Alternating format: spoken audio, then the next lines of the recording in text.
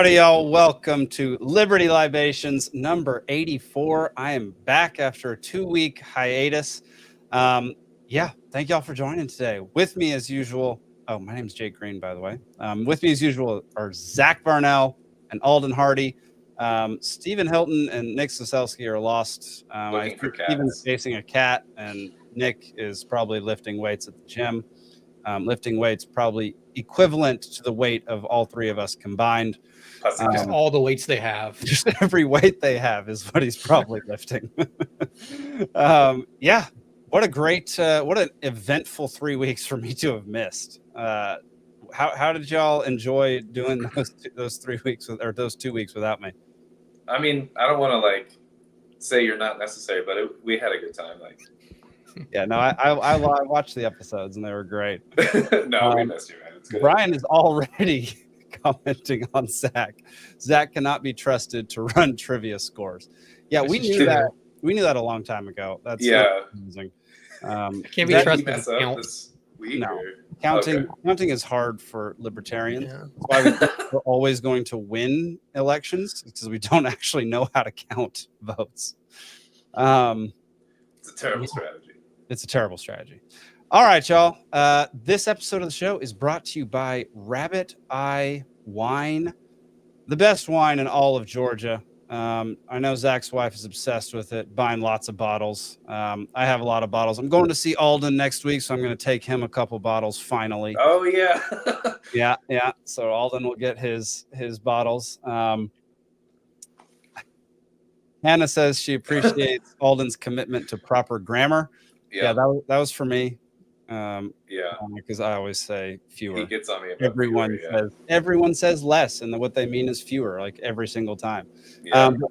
Rabbit Eye Wine is the sponsor of this podcast. We're looking for more sponsors, y'all. So if you know any fewer sponsors, not fewer sponsors. So you know anybody else? Probably take a lot for us to get dumped by Rabbit Eye. Yeah, maybe. I mean, I do feel like people are purchasing their wine because of us, because we talk about it a lot, and it's on the website. It's on every single episode. It was in the first newsletter I sent out. So Rabbit Eye Wine is getting some major shout outs. Well, I just mean we would have to do something heinous for them to cancel us. But yeah. Well, I mean, Will does heinous things all the time. So exactly. Tenfold what he does. Challenge accepted. Oh, and look who it is. It's Mr. Nick Ciesieslki with the red light of doom behind him. We can't hear you, man. You're muted. But Alden's got purple. Nick has red. I've got orange. And Zach just has a utopia. That's all Zach has. That's the world when Zane is president. Exactly. For anybody out there who doesn't know, my company, Peaceful Sea Productions, is the company that produces this show, along with a few others and a few other movies and documentaries. You can go over to peacefulsea.network to learn more, and you can subscribe to our newsletter. We're about to launch a subscription service, $1 a month. Oh, yeah, we heard you, Nick. Good job. You made it. You officially. I literally did nothing. There would be libations if I wasn't here on time. Yeah, no, that's true. You can subscribe for $1 a month, which is, I think, the cheapest subscription service there is. You'll get all of the shows we produce, you'll be able to watch all the movies we produce. Then we're going to start trying to add independent podcast shows and movies to our platform as well. I went up to Montana a couple weeks ago, and doesn't exist. A new podcast was born. I'm partnering with LP Montana, LP Cascade County to be very specific, and this other organization which has the longest acronym known to mankind, so I can't even dive into that. But basically, it's going to be an investigative crime podcast about this one shooting that happened just outside of Great Falls, Montana, where a detective showed up at a guy's property without a warrant, said he had a warrant. The guy said, "Show it to me." He said, "Step off the property and I'll show you." And he said, "I'm not going to step off the property. Just show me the warrant." And the guy said, "I don't I'm not going to show you the warrant until you still have property. So the guy just walked away, and the detective jumped the fence. And this is all on audio. None of it's on video. Mm-hmm. Detective jumped the fence, and gunfire happened. Oh my He God. shot the cop shot first, shot the man dead. The guy, as he was falling, returned fire, and the cop ended up getting a law enforcement Purple Heart with no actual investigation into the shooting. Turns Wow. out there's a long history between the sheriff's office and this man, Mike Hansen, and his family. And so Libertarian Party is up there, is partnering with a couple other organizations to try to shed some light on what actually happened and bring some justice for Mike Hansen. So we're going to be producing a podcast for that, and it'll be very interesting. I think it reminds me kind of like Making a Murderer and Serial combined. I, for one, am happy to see Peaceful Sea Productions move into the murder porn industry. Yeah, I always wanted to get into the porn industry, but sadly they wouldn't let me in. So we're going to go with the murder porn section of that industry. All right. What do we got tonight? Zach, you want to pull up the first link? Should we just get right into nothing happened in the past week, right? So I mean, nothing big happened, that's for sure. Yeah, let's get to the first story. Zachary. Oh, my bad. There we go. All right, everyone. If you don't know, Trump got shot at. He got his ear shot, half off. But Breaking news. impressive. Breaking news. Yeah, it's breaking news. We're Yeah. breaking it 6 days later. I covered this a little bit on Monday's episode of Free Georgia Podcast with Brad Binkley. But this guy, scroll down, show the picture for me, Zach. There was one casualty of the event. His name was Corey. He was a father. He was a very respectful person in his community. He died literally jumping in front of his daughter to keep her from getting shot. And so I would like to, anytime this is talked about on one of our shows, I would like to mention his name and let people know, pray for him and his family. I think there's a GoFundMe that's been set up. Apparently Donald Trump is helping out with the GoFundMe. So that's pretty cool. And look who it is. Better late than never, I guess. That's right. Golly, man, my cat escaped, and the baby woke up and crapped himself and threw up everywhere. Then the dog came up, and I was a mess. But Did you get the cat back? yes, cat is back. Why? Why'd you get the cat? Just let the cat go, man. It's a My cat. wife would be really sad, and that makes it hard for me to be happy. I guess Fair. that's fair. Yeah. Yeah. All right, we can. We just started talking about Trump. We started talking with this guy, Corey, who got murdered by the shooter.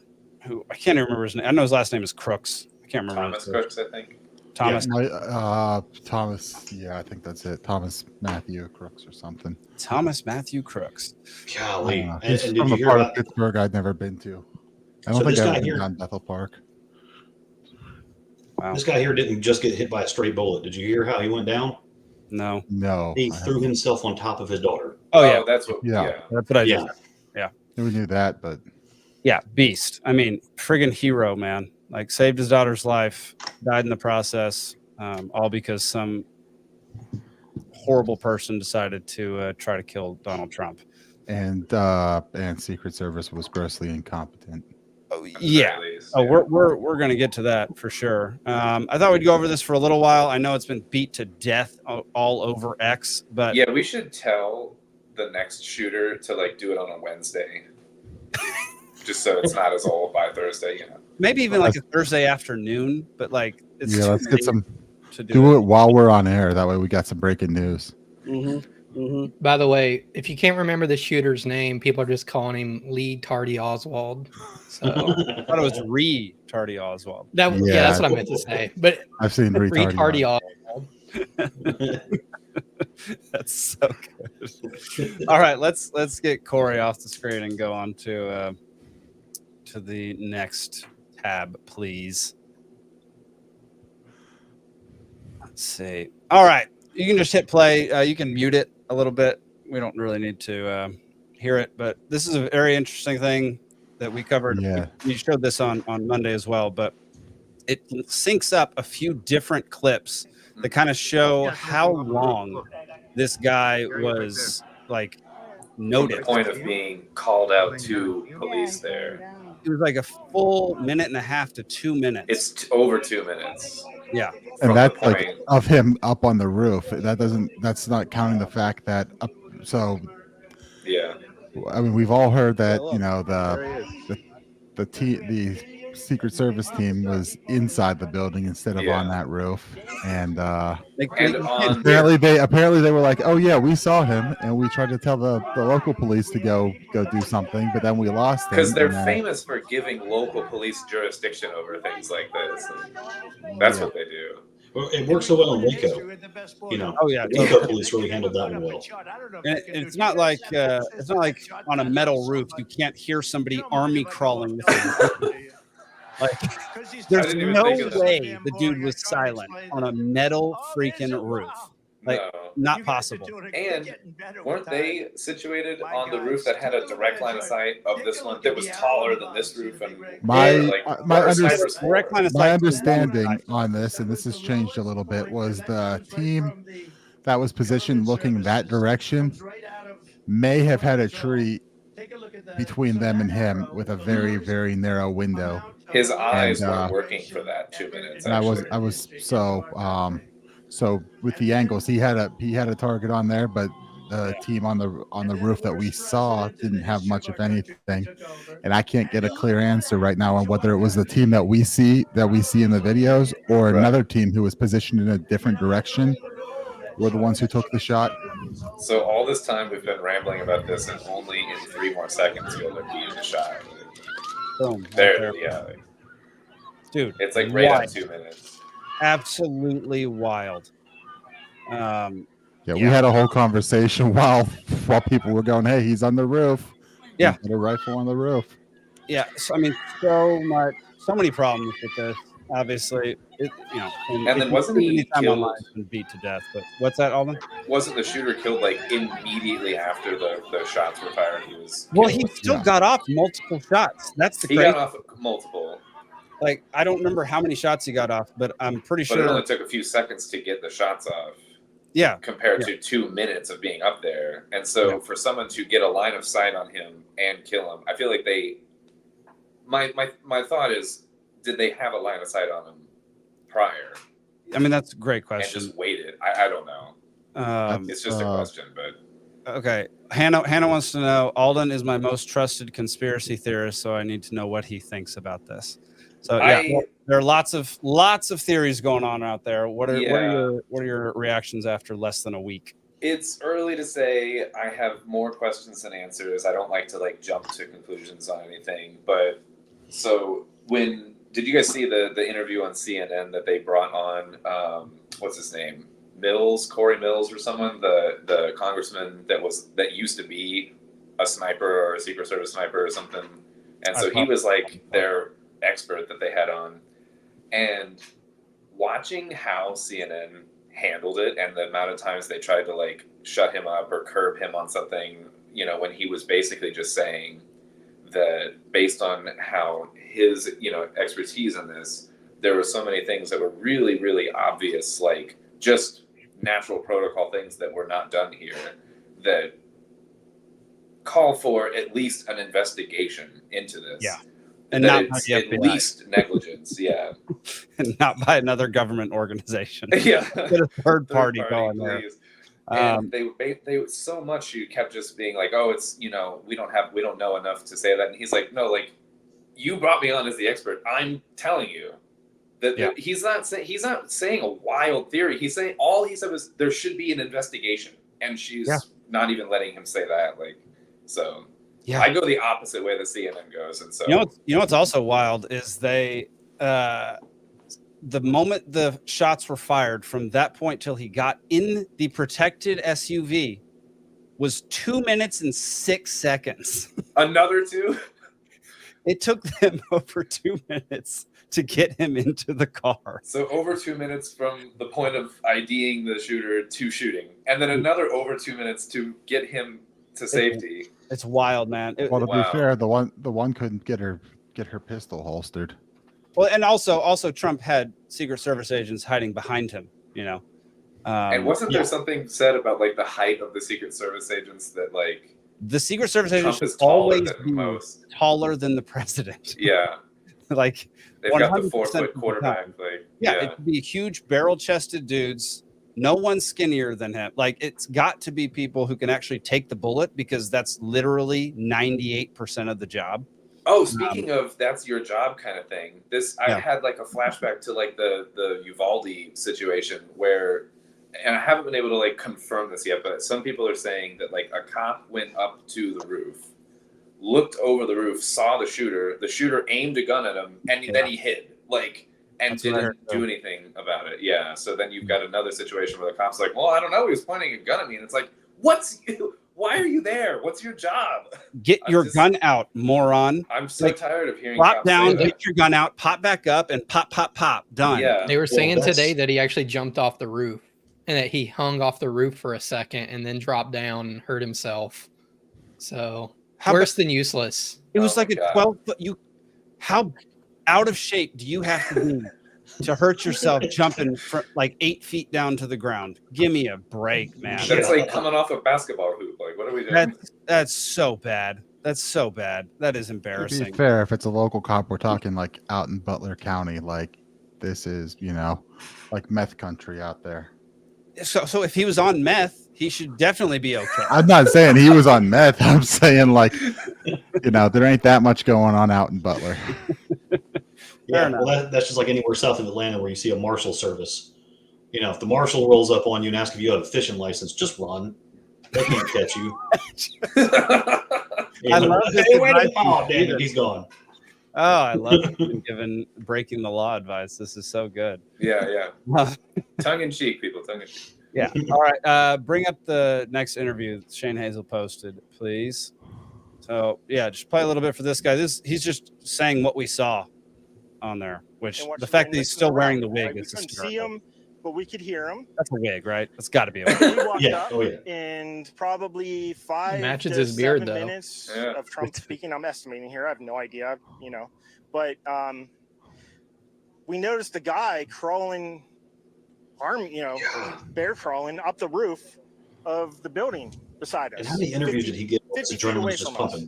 So we're standing there, we're pointing at the guy crawling up the roof. And he had a gun, right? He had a rifle. We could clearly see him with a rifle. Absolutely. We're pointing at him. The police are down there running around on the ground. We're like, hey, man, there's a guy on the roof with a rifle. Ask some questions. Like, huh, what? Besides like reaffirming what was going what on. the guy should be We're saying. like, hey, right here on the roof. We can see him from right here. We see him. He's crawling. And next thing you know, I'm thinking to myself, why is Trump still speaking? Why have they not pulled him off the stage? I'm standing there pointing at him for, 2-3 minutes. Secret Service is looking at us from the top of the barn. I'm pointing at that roof, just standing there like this. And next thing you know, 5 shots ring out. So you're certain that the shots came from that guy on the roof? 100%. 100%. And he was up there for a couple of minutes. All right, he was up there. Go to Charlie Kirk. At least 3 to 4 minutes.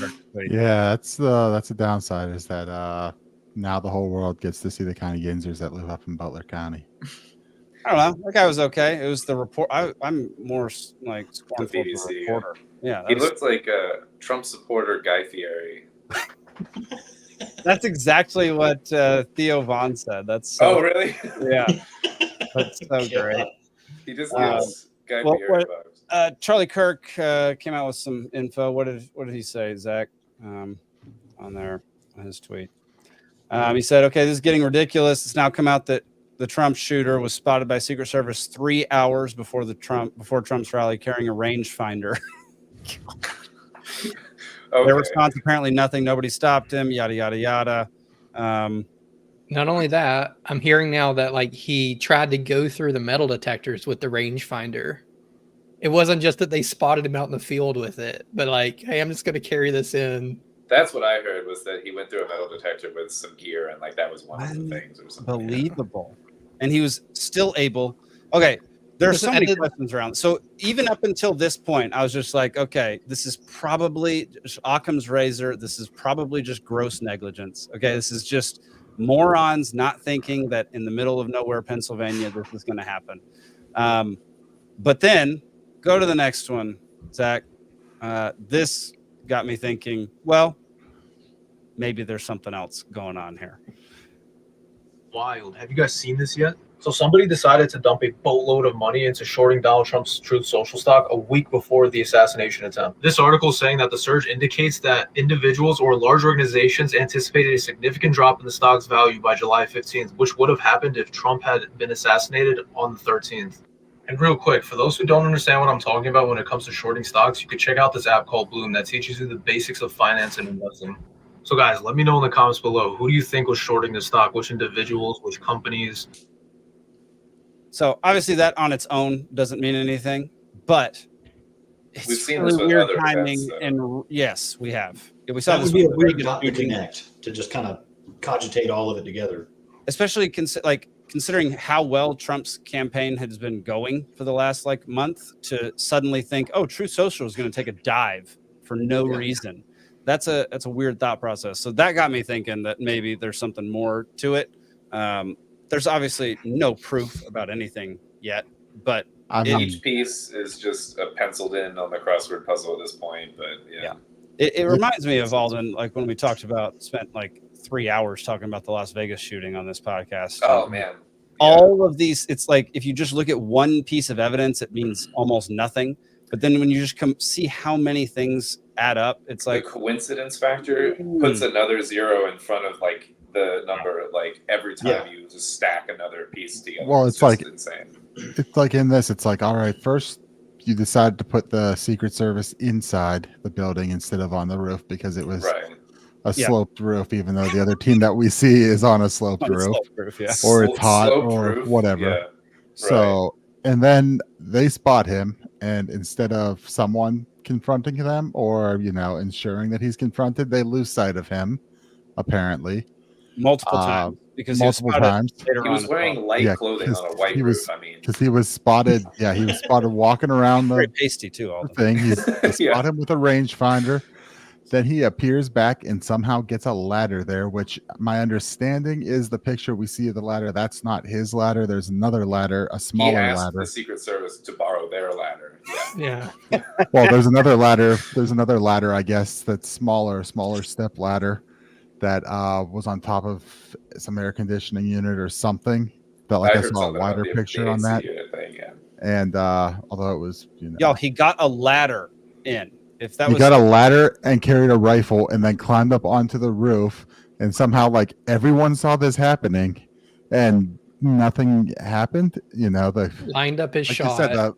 You said, apparently a local cop stepped, when he was on the roof and then got a rifle pointed at him, and so then just dropped down instead of popping off a couple of shots, because even if you miss on that to start, you're gonna have backup all over you real quick. And then they took you would think so.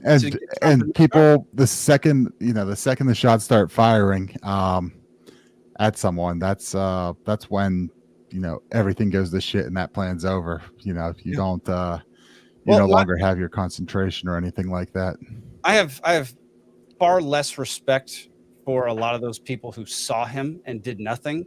How many times in your life, I mean, this might just be me, but I bet you it's not, do you wish something would happen where you could be the freaking hero? And I know that I picture these things in my brain where I go and save the day last minute, and it's and I wonder what I would do. Yeah. How could you I understand there were a couple people, one of the guys in the video had a kid with him, so obviously he's not going to be that guy. But there were 30 people who saw this dude. How are you not going to be one of those, the guys on flight 97, right? Wasn't that it? And for 9/11 flight. Yeah, I think so. United 93. Yeah, but I feel like you could, in that situation, couldn't you just easily get yourself shot?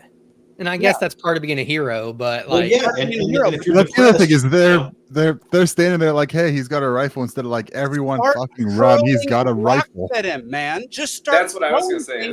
That's true. Yeah. Like, Yeah. just do something. Just Don't the just Hobbit let a move. creepy guy. You know it's not Secret Service. Secret Service are Right. just walking around up there. So hurl things at this Yeah, idiot. start raising Right. hell. Yeah. They're not wearing a Demolition Ranch T-shirt, carrying Yeah, anything. or it was They've a- got yeah. large sniper rifles with big optics. Oh, that poor Demolition Was it Ranch guy. He's specifically- been taking it, man. Have you seen his Twitter? People are yelling at that dude. Was it his? No, he did nothing shirt wrong. specifically, or It was his company's shirt that the that's guy what it wearing. was though. Yeah, Yeah. 'cause everyone just kept saying gun tuber, so I didn't know which one. Yeah. he- As far as I he- can tell, he's a great guy. Yeah, He he seems seems like hilarious, huh? he seems like a decent dude, but man, he is taking it on the chin right now.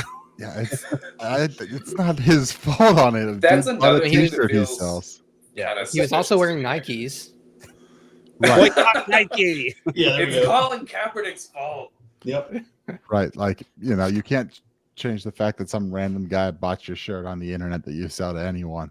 It's true, but people Like, don't. how are you like supposed to it. know? Oh, this random order from someone I've never heard of is actually going to get worn on the day of this. To me, I or- find it actually weirdly, like, overly convenient that he was wearing like a gun-related YouTube channel shirt. I don't know, Well, he tried to get on the high school rifle team, from what I understand, and was not allowed. Yeah, and Mark- they marksmanship team. Yeah, and they kicked him off the team because he couldn't hit the broadside of a barn. And so Yeah, then he he's never like, even- okay, I'll show you. I'll go shoot the president, and then you'll let me in Yeah. the club. You Well, know? this is So all he about was getting apparently a Total part of a incel sport. move. He was a part of a sports. He was a member of a sportsman's club. So I mean, he probably been practicing a little bit. A lot of this guy's history is very confusing because I know his dad was a libertarian.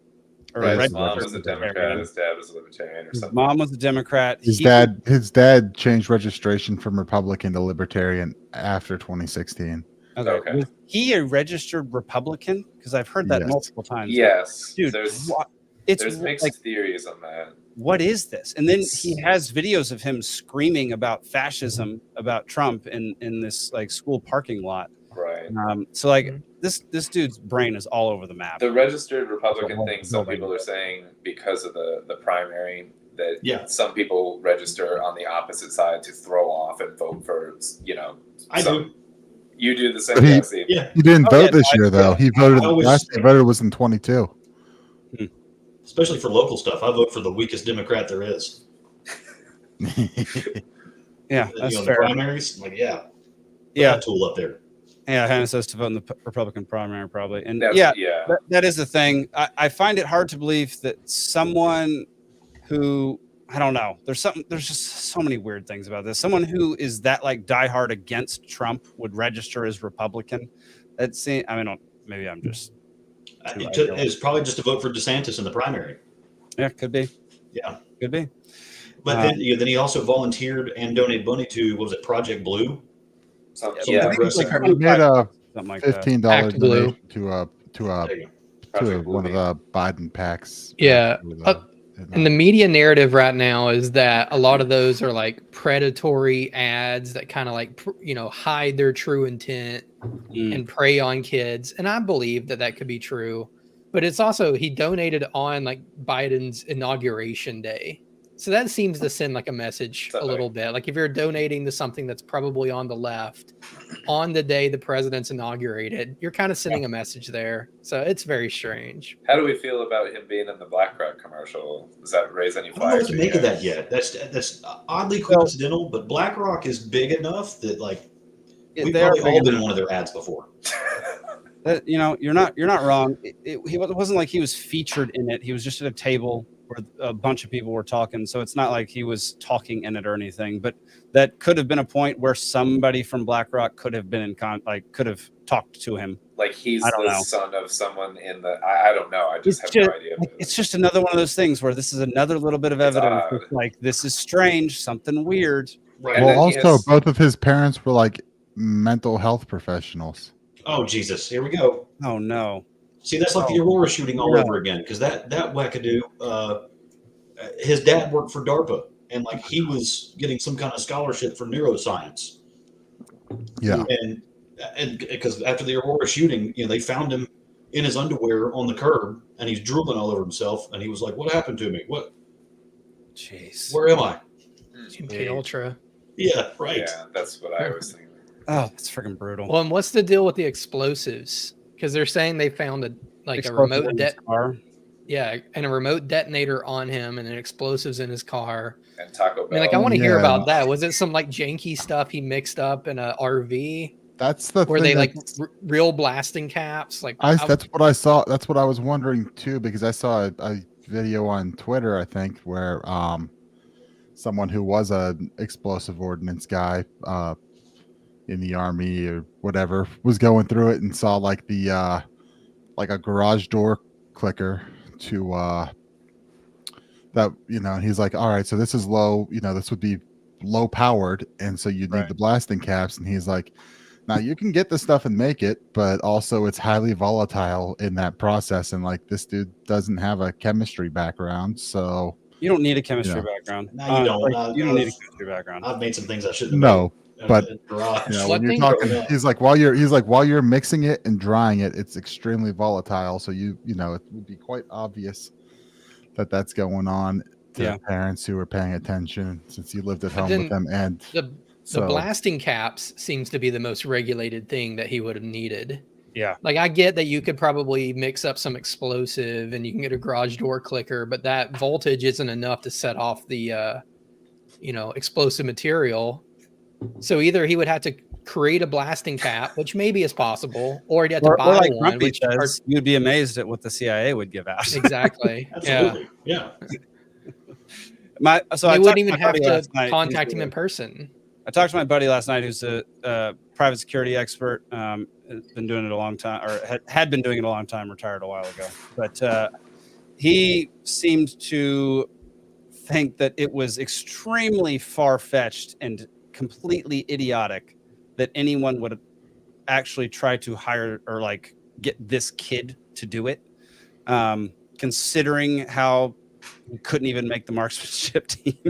Like, they would have vetted the right person to do it, and so that is another bit of evidence that makes me think it was just gross negligence. Or that if he's just a patsy, he doesn't even need to hit anything if there is a second shooter. This is like the second shooter thing all over again.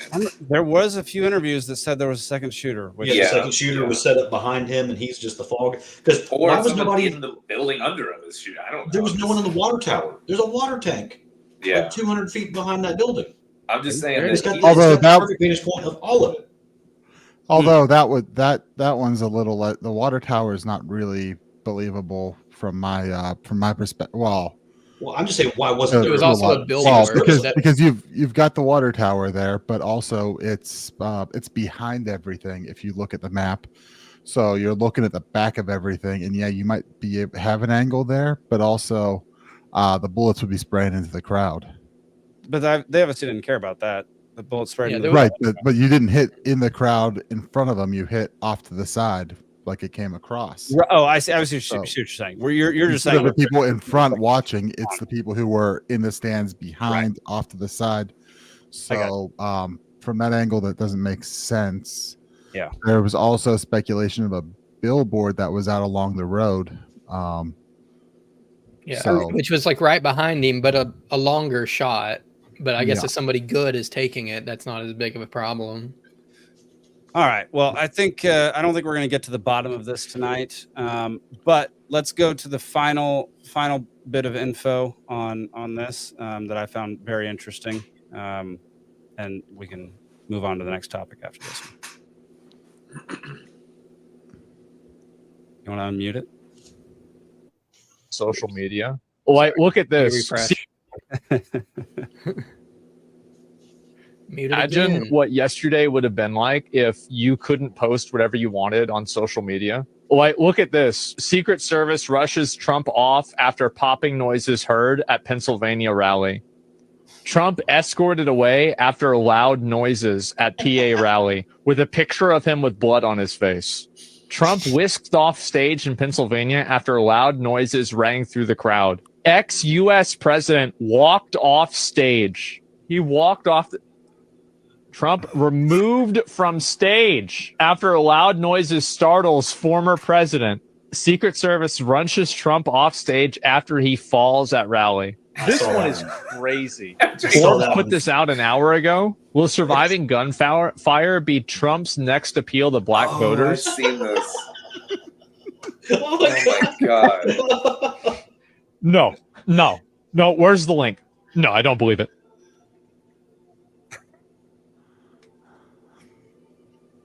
Wasn't it pulled down? Yeah. Like they pulled their own. Yeah. The article has been deleted.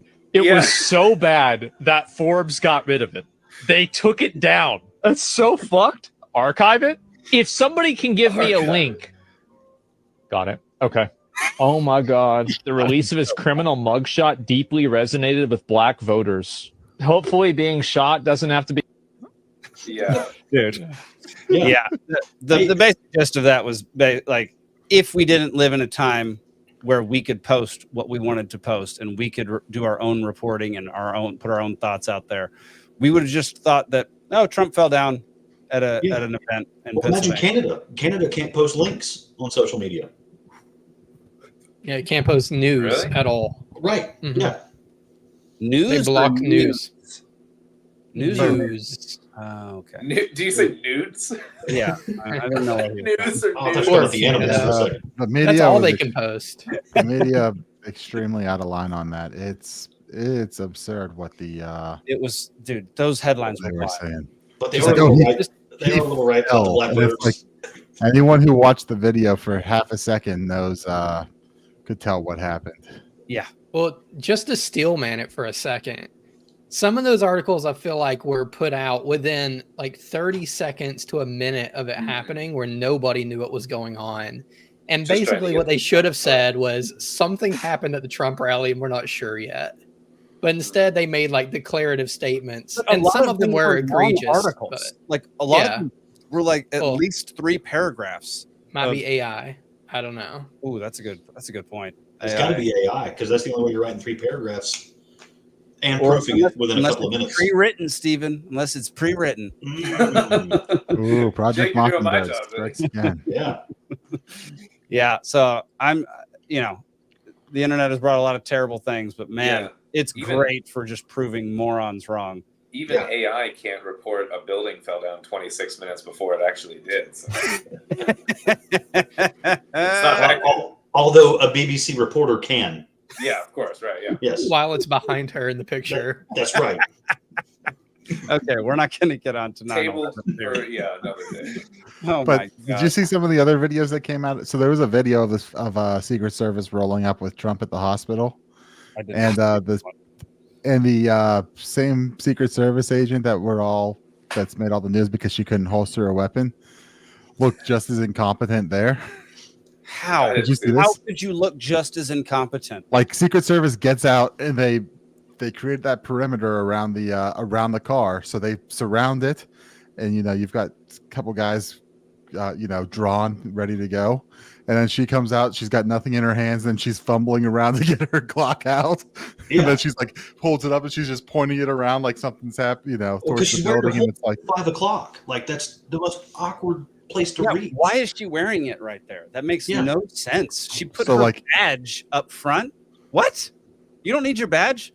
Put that like on your vest or something. Just Right. Put that on a necklace and tuck it so in. so she goes and she draws there, so she draws and then obviously pointing at nothing, and like inside the hospital they were kind of like having a good time. They were celebrating like because they were just hearing that that the shooting happened, and they see Secret Service roll up quite obviously, and they're like, oh, what's going on, and they see him walk and they start celebrating that he's walking in. Wow. So wow, that's wild. yeah, that was I didn't see that one.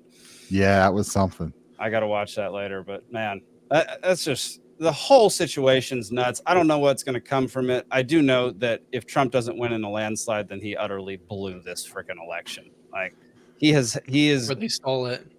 or they stole it. Yeah. Well, There you that go. would also mean he blew it because Yeah, he should know that's by true. now what their Because tactics are then going to be. the And numbers are looking harder and harder to Yeah. cover that margin of error. But I know the Word on the street is although- he's going up against Kamala after this weekend. yeah, that's what I heard. I'm hearing Biden's not endorsing her though.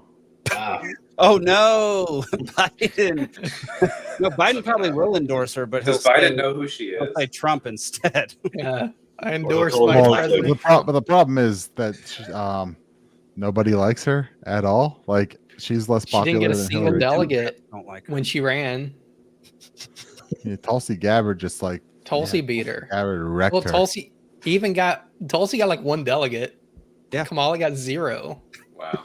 Yeah, and Tulsi wrecked her early on, and just Yeah, I mean that was still one of the best moments of a debate. I mean, that's the case. She was completely the case of hiring the most incompetent person as vice president to prevent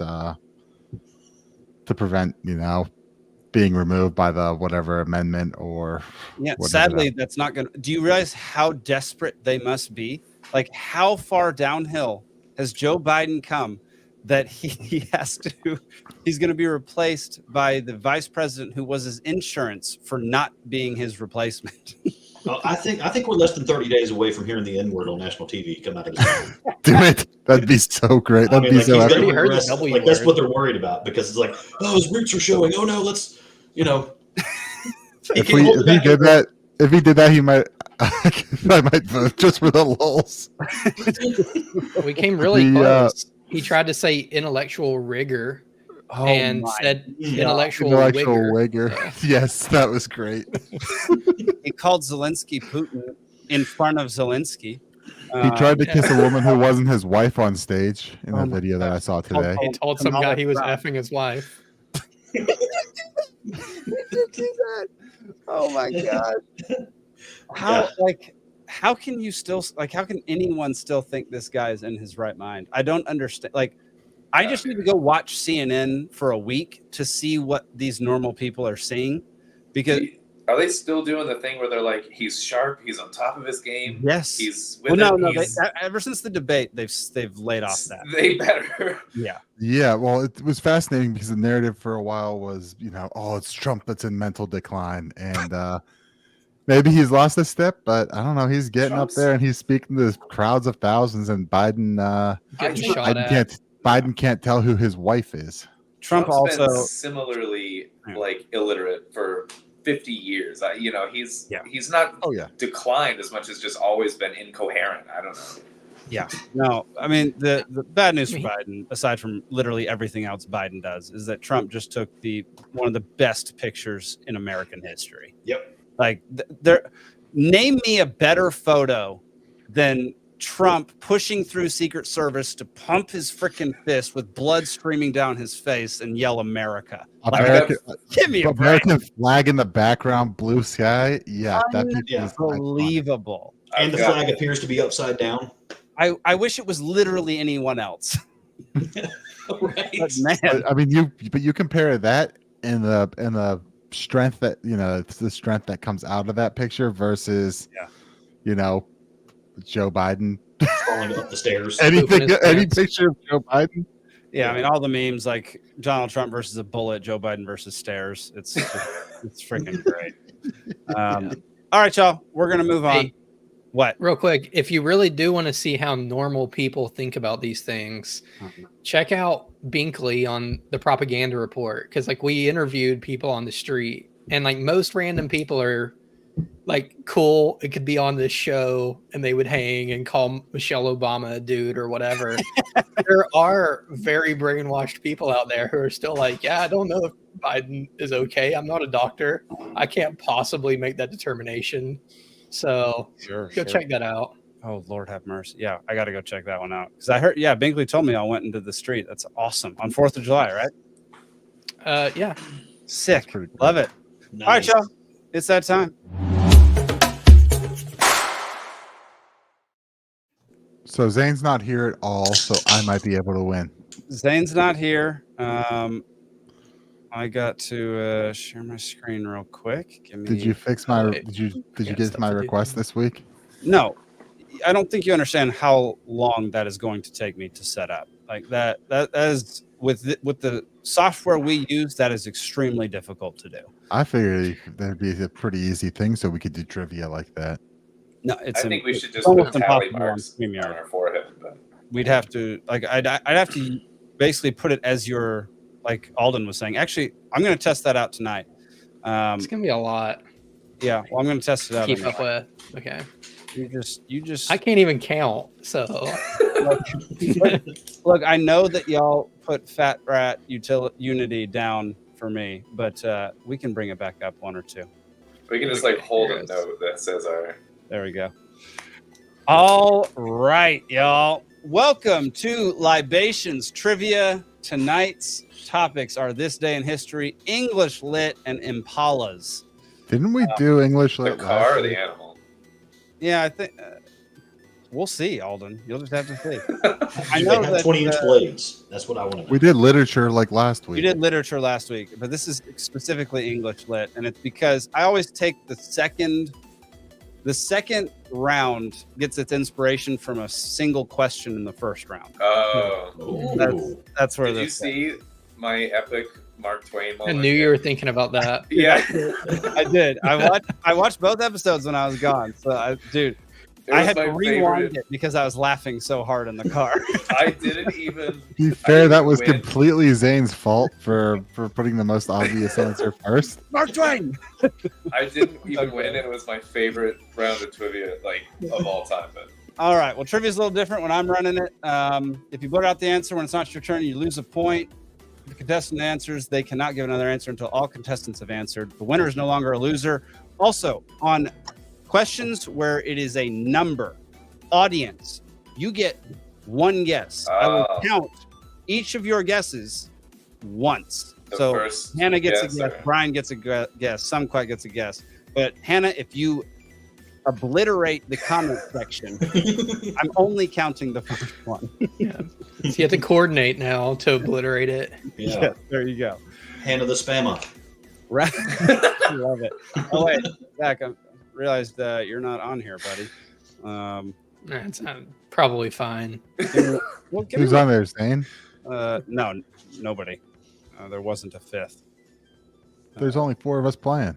There's the audience, man. Why are you leaving out the Oh. audience? Mm, You bigot. All right. This day in history. 1 point each. Question number 1. On this day in 1967, gymnast Nadia Comaneci made Olympic history by doing what? Steven. Triple somersault. Incorrect. Alden. triple axle backflip over. Incorrect. Nick. It's that quadruple thing that's banned. Incorrect. Zach. She did that cool thing where you go from like one bar to the other bar. Wrong. Audience gets it. Gymnastics, Yeah. perfect 10. That's way more obvious than anything we said. Nikki also got She it. put her ankles Nice. behind her head. First person I was ever. going to guess she died. It was the next one, but Oh gosh. Hmm. Okay. Question number. Oh wait, here we go. Oh no, the audience. Yeah, that's the one thing I can't tally the audience using my new method. So I'll just continue using the scoreboard. All right. Question number 2. On this day in 1995, who published a memoir titled "Dreams from My Father"?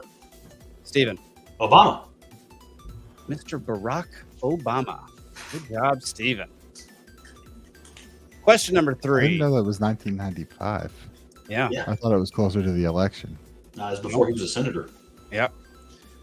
Oh, Hannah got it directly after you, Steven. Bravo, Hannah, for knowing that. Question number 3. On this day in 1986, the first video of what wreckage was released? Alden. The Challenger? Nope. Zach. That's what I was going to say. Steven. Roswell. No. Nick. I'm trying to think timelines, but was it Tenerife? Nope. Audience gets it. It's the Titanic. Mm, Ah. neat. Hmm. Yeah, hung up on the It was year. really the RMS Olympic. What? Yeah. Oh, yeah, right. No. Do we need to get into Titanic conspiracy theories now? No. We're not. And why uh, JP Morgan wasn't on the boat? I'm here Actually, for you that. know, when we do an entire Federal Reserve series of 15 episodes in a row, then we'll do that. Question number 4. On this day in 1969, Mary Jo Kopechne, I believe is how you pronounce it, was killed by whose recklessness? Steven. Bobby Kennedy. Nope. Nick. Ted Kennedy.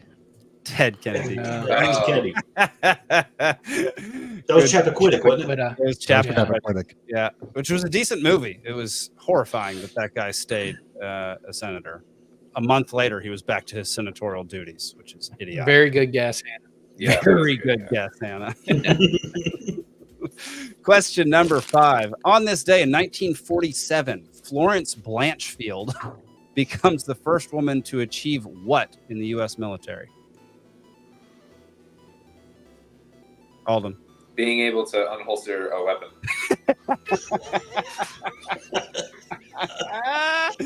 Zach. Passing basic training. No, Nick. I'm gonna guess commissioned officer. Permanent officer rank. My answer was better. Yeah, no. Shot way too low. I'm just here to entertain and lose. That's okay. Question number 6. On this day in 1925, what infamous book was published? Alden. Mein Kampf. Mein Kampf is correct. My wall. You actually lose a point for knowing that one. Yeah, that's all right. We actually were just trying to figure out who the racist was in our group. Yeah. His mustache just got smaller. Alden, just trim that down a little bit. No. Question number 7. On this day in 1947, Truman signs the Second Presidential Succession Act. What did it change? Alden, or Zach, sorry. Yeah. The presidential succession. Yes, but no. Alden. I was going to say the amount of terms that you could run for, but I don't think that's right. Nick. Put the Speaker of the House after the Vice President. Okay, keep going. And then define like the order of cabinet position. Well, then the Senate pro tempore. And then Friggin' nailed it, man. Friggin' nailed it. Yeah, what had happened was before that, I forget when, they had changed it to, it started out as the Senate president and then the House, Speaker of the House, and then... Well, Senate president is the vice president. And then cabinet is the longest, is the longest, yeah. And then cabinet positions, but they changed it to just cabinet positions, but people had a problem with that after FDR died, because they were like, these cabinet positions were unelected people, so they shouldn't be the people who take over the presidency. That makes sense. Yeah. Who got that one? Except for during 9/11, which it's your president's on Air Force One, and so then the vice president becomes president. What? Never mind. Yeah, well, that was what was that? The Talmadge family went through that in Georgia. What was it? Herman Talmadge? Was he one of the Talmadges was governor, and he passed away, and then like his son thought he was going to become governor at that time. Like, nah, bro. We hate to break it to you, but this is not a monarchy. Oh divine right of governors. Should it be? Yeah. It might be better than what we've got. Question number 8. On this day in 2013, what city filed for Chapter 9 bankruptcy? What year? 2013. Alden. Detroit? Detroit is correct. Detroit. The largest filing for bankruptcy of a city in history. On this day, on this day in 1927, who got their 4,000th career hit in the MLB? Steven. Mickey Mantle. No. Zach. Babe Ruth. No. Everybody's heard of this guy. Or you should have. Alden, Nick? Yes. Joe DiMaggio? No. Good guess, though. Oh, yeah. Babe Ruth is incorrect. Yeah. I don't know baseball, man.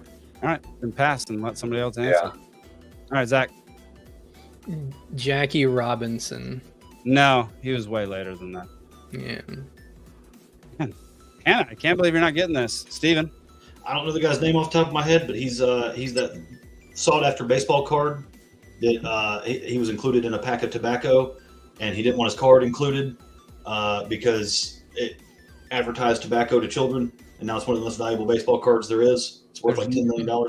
I just feel like there's no way that's this guy, because this guy was a twat when he was on the field. Okay. I feel like he wouldn't care about that at all. This guy's famous for sliding into bases with his cleats up and spiking people. That's not a common It was thing. a twat move. Sumquack, you can guess again. He played for the Yankees. Steven. Ty Cobb? Kai Cobb. Boom. Oh yeah. Nailed it. Yes. Fraction of a second before Brian. Yep, fraction of It's a second. rigged. Yeah, it's rigged. There you go, Brian. There's your proof. Final question of round one. On this day in 1817, which English novelist died, writing classics such as Sense and Sensibility and Pride and Prejudice? Zach. Jane Austen.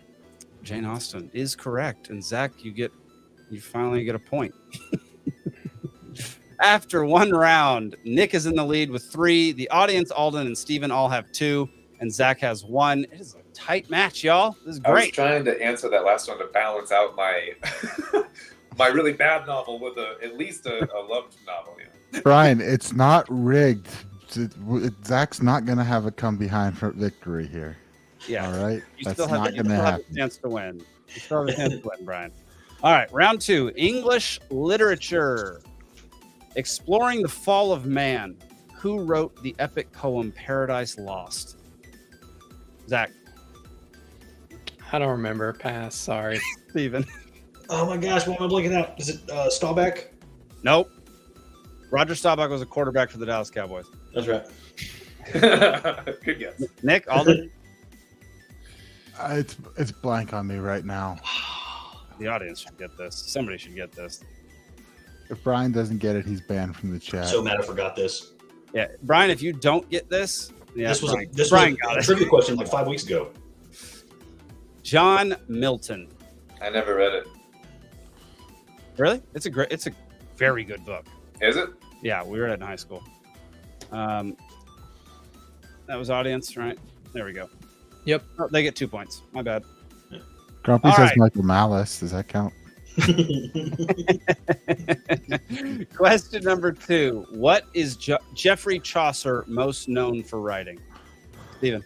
Canterbury Tales. Canterbury Tales. Yeah. Freaking nailed it. Yeah. Bravo. It's a solid mead as well, the Chaucer mead. Ooh. Yeah. Yeah, That's a good comes with mead. golden Name. spices. I just All drank right. a bottle of mead. Mead's so good. It's just so good. All right. Question number 3. What novel follows the life of an orphaned girl who becomes a governess and falls in love with Mr. Rochester?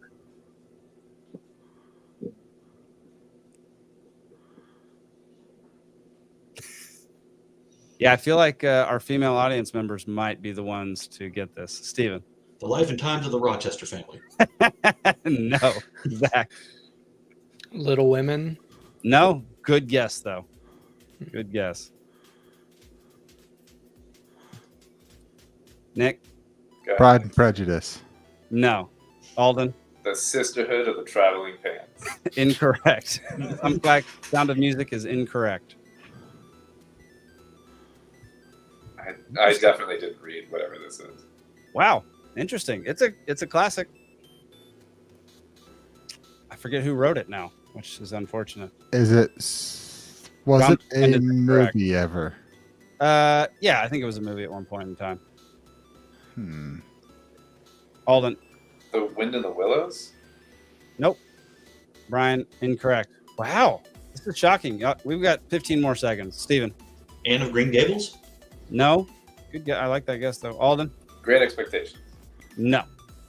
Mary Poppins. Yes. No. Just start throwing them out since it's clear no one's gonna- Lion King.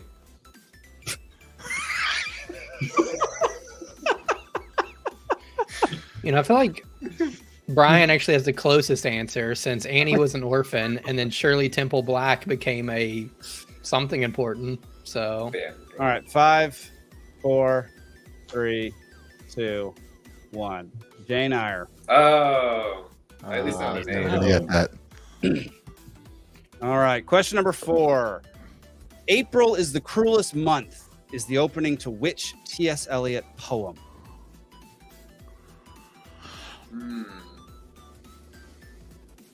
Gosh.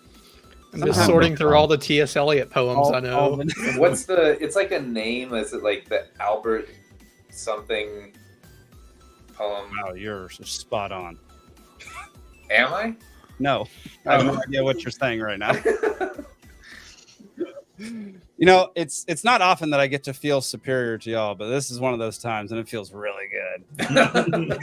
We should do 9/11 trivia. I'm going to go with Seasons. No, I get a lot. Oh, Grumpy says I hate Mondays. Incorrect. But Grumpy is now Garfield. Alden. Case of the Mondays. April showers. Oh my gosh, no. This is such a famous poem, y'all. This is crazy. Dude, who reads poems? I I do. used to. I grew up in private school. I read all these poems. Yeah. Well, la di da. La-dee fucking da. It is not the spring blues. Sorry, some quack. All right, 10 seconds. I'm not sitting here for a minute like last time. Just start blurting things out if you got it. You know, in public school, we were supposed to read these. We just didn't. So. Mark Twain. No. The answer is The Wasteland. Yeah, I was never going to get that. Okay. Question number 5. This is a numbers question. You get one numbered guess. I will call on each of you individually based on who is leading down to who is losing.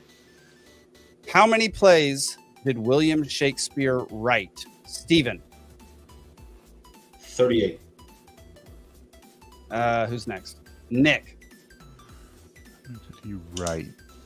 I'm going to go 47. This poetry sucks. Okay. Who's next? Alden. Poetry became obsolete when we developed rap, basically. It's poetry with music. A dozen. I'll go with 12. Zach. I'll go with 50.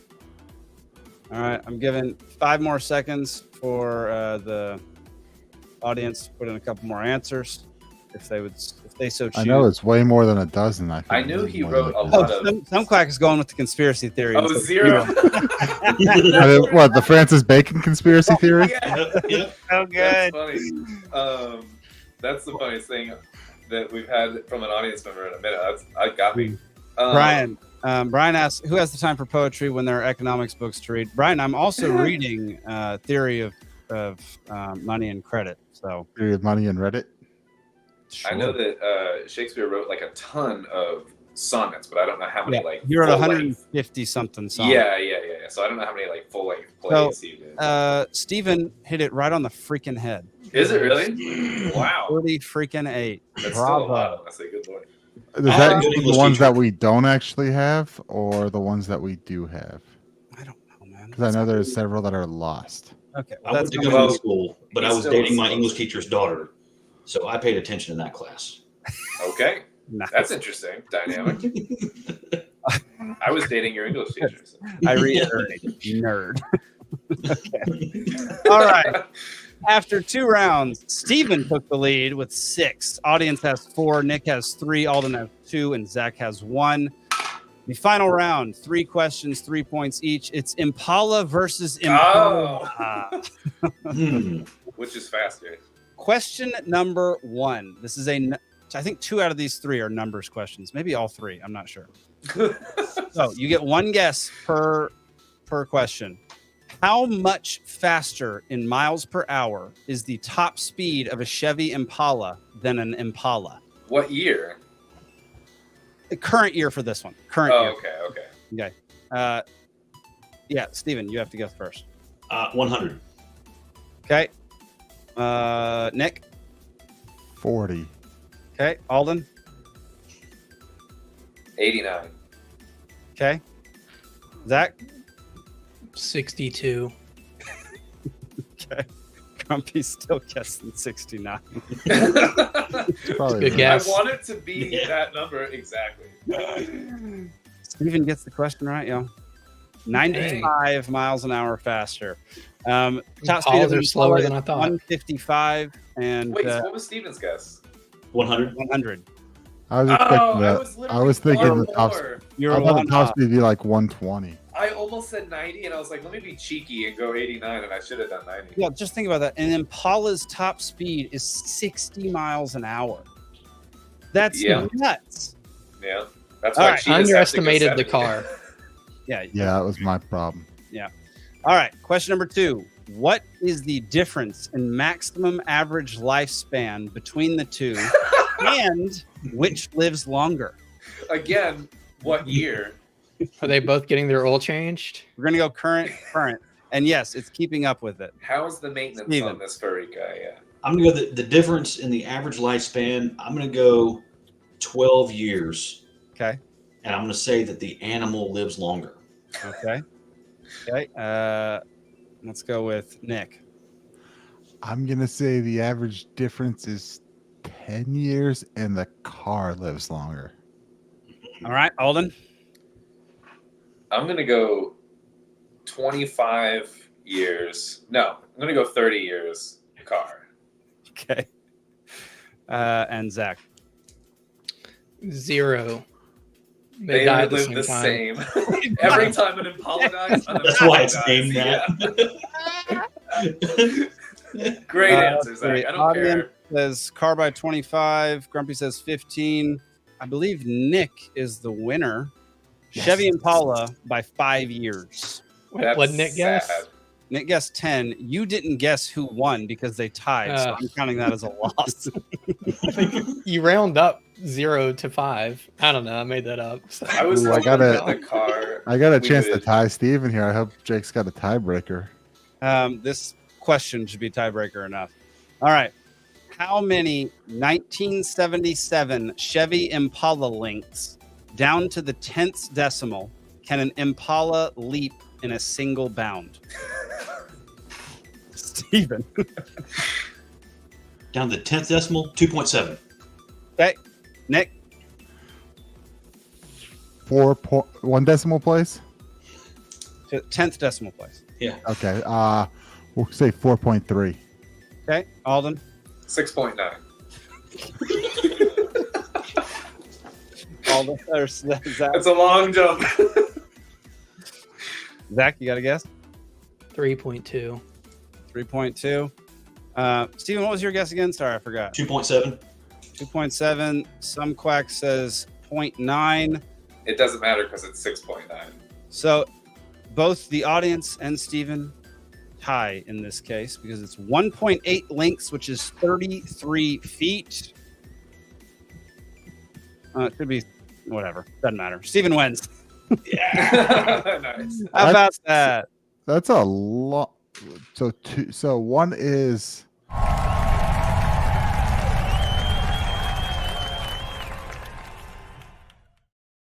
Yeah, I that's guess a I hell was of a- was hovering underestimating over the that. car. I didn't I want was, to I was interrupt. putting the car at like 10 feet, and you're telling me it's like closer to 15 or 18. It's a Yeah, boat. it was an 18.5 foot. I said Stop being a- 1977 Chevy Impala. Yeah. Well, Don't I be a know that trivia it's 18 denier. foot. I was thinking closer to like 10 foot, but I don't know. I called you a rigger. Oh. Hard R. A rigger. That's such a good comment. Congrats to Steven. Bravo, brother. Thank you, fellas. All friggin' right, y'all. Should we get on to our second topic of the night, which is JD Vance Refrigeration. His hang How on. much of this do we want to watch? Just click the opening. Did you hear the propaganda report? You can of- just put it super low. We don't need to watch it. Just we Okay. can talk about him in the background while it's on. Did you hear the propaganda report talking about his campaign ad? No, I did not. Dude, he likens yeah. it to, and then plays them back to back, a campaign ad from the 4th season of The Boys. And They're Which is like- identical. yeah, dude, oh my God, it sounds like the same guy did the voice for it. The same over-the-top, comedically, like ridiculously patriotic tonage. Anyway, it was hilarious. He did a good You job. think it was someone on the staff that just like watched that and went, you know what, let's do that, and let's hire the same guy? That's what he literally wonders if they like used it as like a point of reference. Honestly, because it's so not a similar. bad idea considering how popular that show is. Like that, I personally think that's probably genius because I guarantee you nobody on his campaign staff is as creative as anyone who worked on The Boys. No Like, one on his look- campaign staff is going to write someone dying by having someone grow large while inside their penis by sneezing. So yeah, you're right. Apparently, So, his campaign, not campaign staff, but his Senate staff is the tallest almost all of them are over 6 feet, and they all use nicotine. He says they have the most smokers of anybody. So Wow. I saw that. That's Yeah. a wild one. It's an interesting factoid. All right. So what are people's first thoughts about Trump picking this guy who served like 1 year as a senator? Doesn't seem to actually know anything. Wrote a book. Wrote a book that got It's turned from into a movie that my wife Ohio. for. I hate them. You know, my knee jerk is, who the hell is this guy? You know, there's been a lot of talk about him. He's kind of come out of nowhere. He's a dark horse, if you will. He's got a terrible beard. I gotta say it. He's got a terrible beard. I hate his beard. Well, yeah, and now, you know, Tucker Carlson's coming out and saying, like, of all the congressmen he's ever talked to, J.D. Vance seems like the most uncompromised. So he was, my understanding of it, right? He was, I think he served in the Marines. He's a I think. Marine. Is that right? Yeah. And then he ended up in, I think it was venture capital. And then Peter Thiel. Peter Thiel. So he's a Peter Thiel placement, like Blake Masters. Well, and he's Catholic. So, you know, let's not forget Catholic Charities is responsible for the southern border right now. So he converted to Catholicism, weirdly. Right. And then Who goes to Catholicism? Yeah, really. Doesn't everyone, like, you're born into it and then you decide to leave? That's weird. And he was already Christian. Like, it's just, this one's better. I guess I'm going over here. I want my Christianity with more guilt, please. Yeah. Then then he writes a book that becomes a bestseller, and although it's about hillbillies and it's Ohio, which is not like really hillbilly country, so I don't know, it was something with Kentucky. Yeah, they don't He have talks hills. about the Don't you have to have migration. hills to have hillbillies. Like, Well, they talk about Yeah, migration. hillbillies was a term defining, like, specifically defining like the rural people of like Appalachia. Yeah. Well, the book talks about how they're from Appalachia and they don't really, like, they're not at home in Ohio, but they had to migrate up there for jobs and made it their home. Oh, Interesting. So All he's right. an immigrant.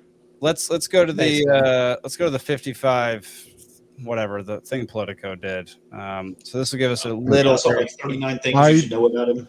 Yeah, 55 things to know about J.D. Vance, Trump's VP pick. Just scroll down and let's start going through them one by one, and then when we get bored of it, we can move on to Ron Paul already bashing him. I'm bored of it. Yeah. Honestly, I'll just acknowledge up front that it could have been a lot worse. So like he's not Vivek, but like it could have been, you know, He's also not Marco Tulsi. Rubio. Yeah. Yeah. I saw a meme that had J.D. Vance saying socially liberal, socially conservative, fiscally liberal. Well, they are kind of hitting the economic populism from the left, it sounds like. If you watch that speech that we just had on, like it's like anti-NAFTA, pro-worker, pro-union. You know, there's some other stuff sparsed in there, like, you know, the Green New Scam, and then he's all about coal, which I guess the left wouldn't be. But it's like they're definitely trying to hit that rust belt. I'm anti-NAFTA because I want free trade. They're anti-NAFTA because they don't want free trade. Yeah, they call it a bad deal, as if they would have made a better one. Right. I mean, my issue with him is he's seems like he's already a warmonger. Like he's already talking about the war in Israel, as Ron Paul is going to point out here in a second. That I brought up a video, and of course, once again, you got another politician with a photo op at the Western Wall. Yep. When you have him, but even Milei did that. It's just like, why do people do that? What is people's obsession with going to that wall and acting like they're weeping? I don't want to participate in other people's religions. Like, if it's not mine, I don't want to do it. It's weird. It seems like if you do that, you have to be Jewish. Otherwise, it's like sacrilegious to whatever you believe. Right. Just be a man and go kiss the Blarney Stone. You know, post that. Kiss the Blarney Stone? I mean, I've done that. Is that a religious thing? No, not at all. It could be if you wanted. I know some local Irish people that pee on it. So.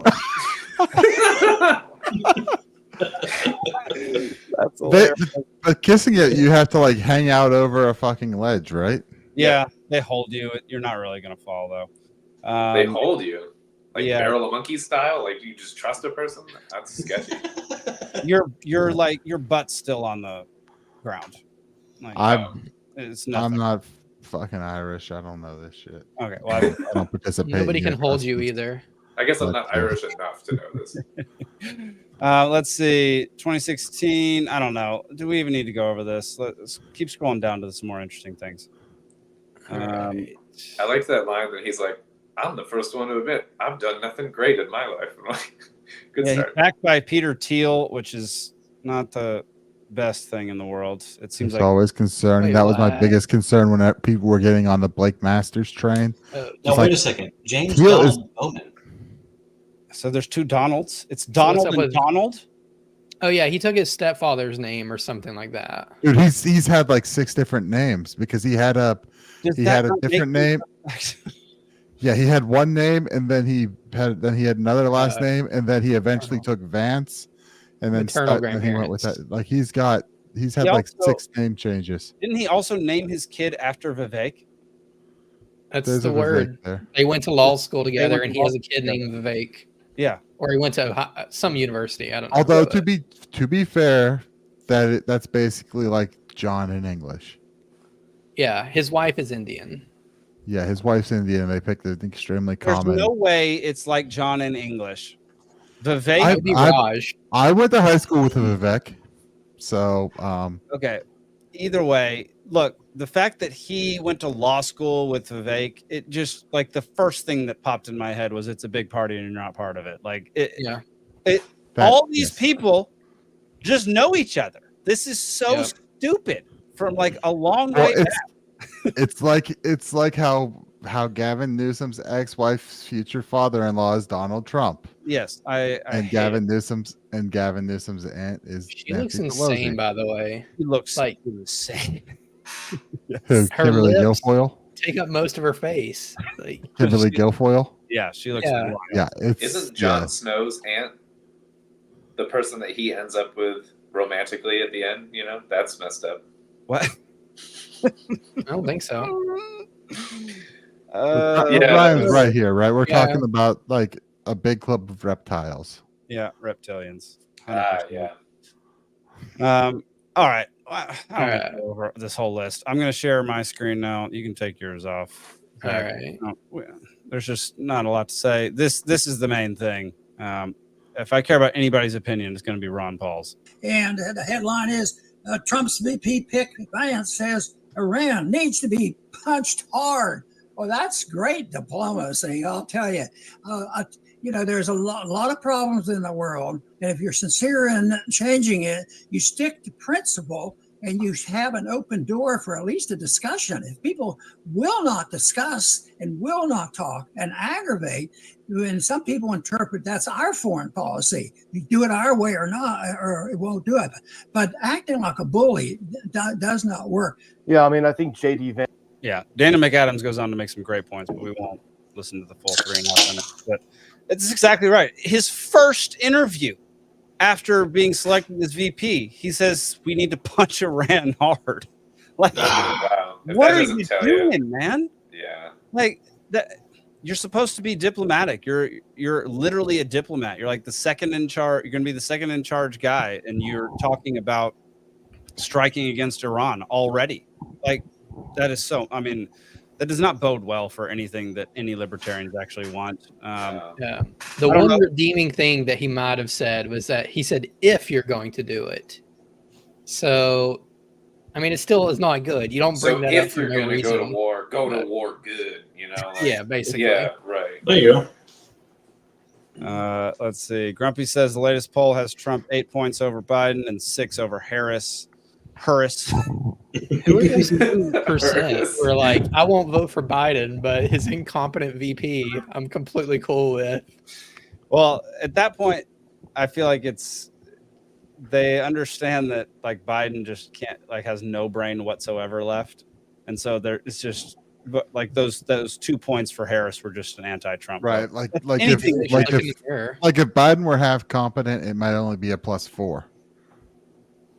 Yeah, but Yeah. he's not, and then Harris is a +6, so that would make sense. And do we believe polls now? Like, No. is this in any way No. accurate? No. Nope. I think it's much more. polls are wrong. There's no way. I cannot see a scenario where Trump doesn't destroy almost anybody who runs against him at this point. Like it may not be, by a huge margin electorally, but he's gonna. I don't see him losing. I don't think there's another candidate within earshot of him in the polls. Boom. Nailed this. It is funny how, a year, 2 years, whatever ago, we would have probably been taken off YouTube for saying polls are rigged and we don't believe them. But now Biden says that. He's like, sir, the polls say this, that, and the other. And he's like, those aren't real. It's like, yeah. Trust me, I've been a politician for 50 years. The polls aren't real. Yeah. No, it's wild, man. Like, LP George has gotten a couple strikes recently, which is very frustrating. It was for videos from a year ago, which is wild. What's the statute of limitations on strikes? No, you have to apologize. You have to take a test, basically an indoctrination test.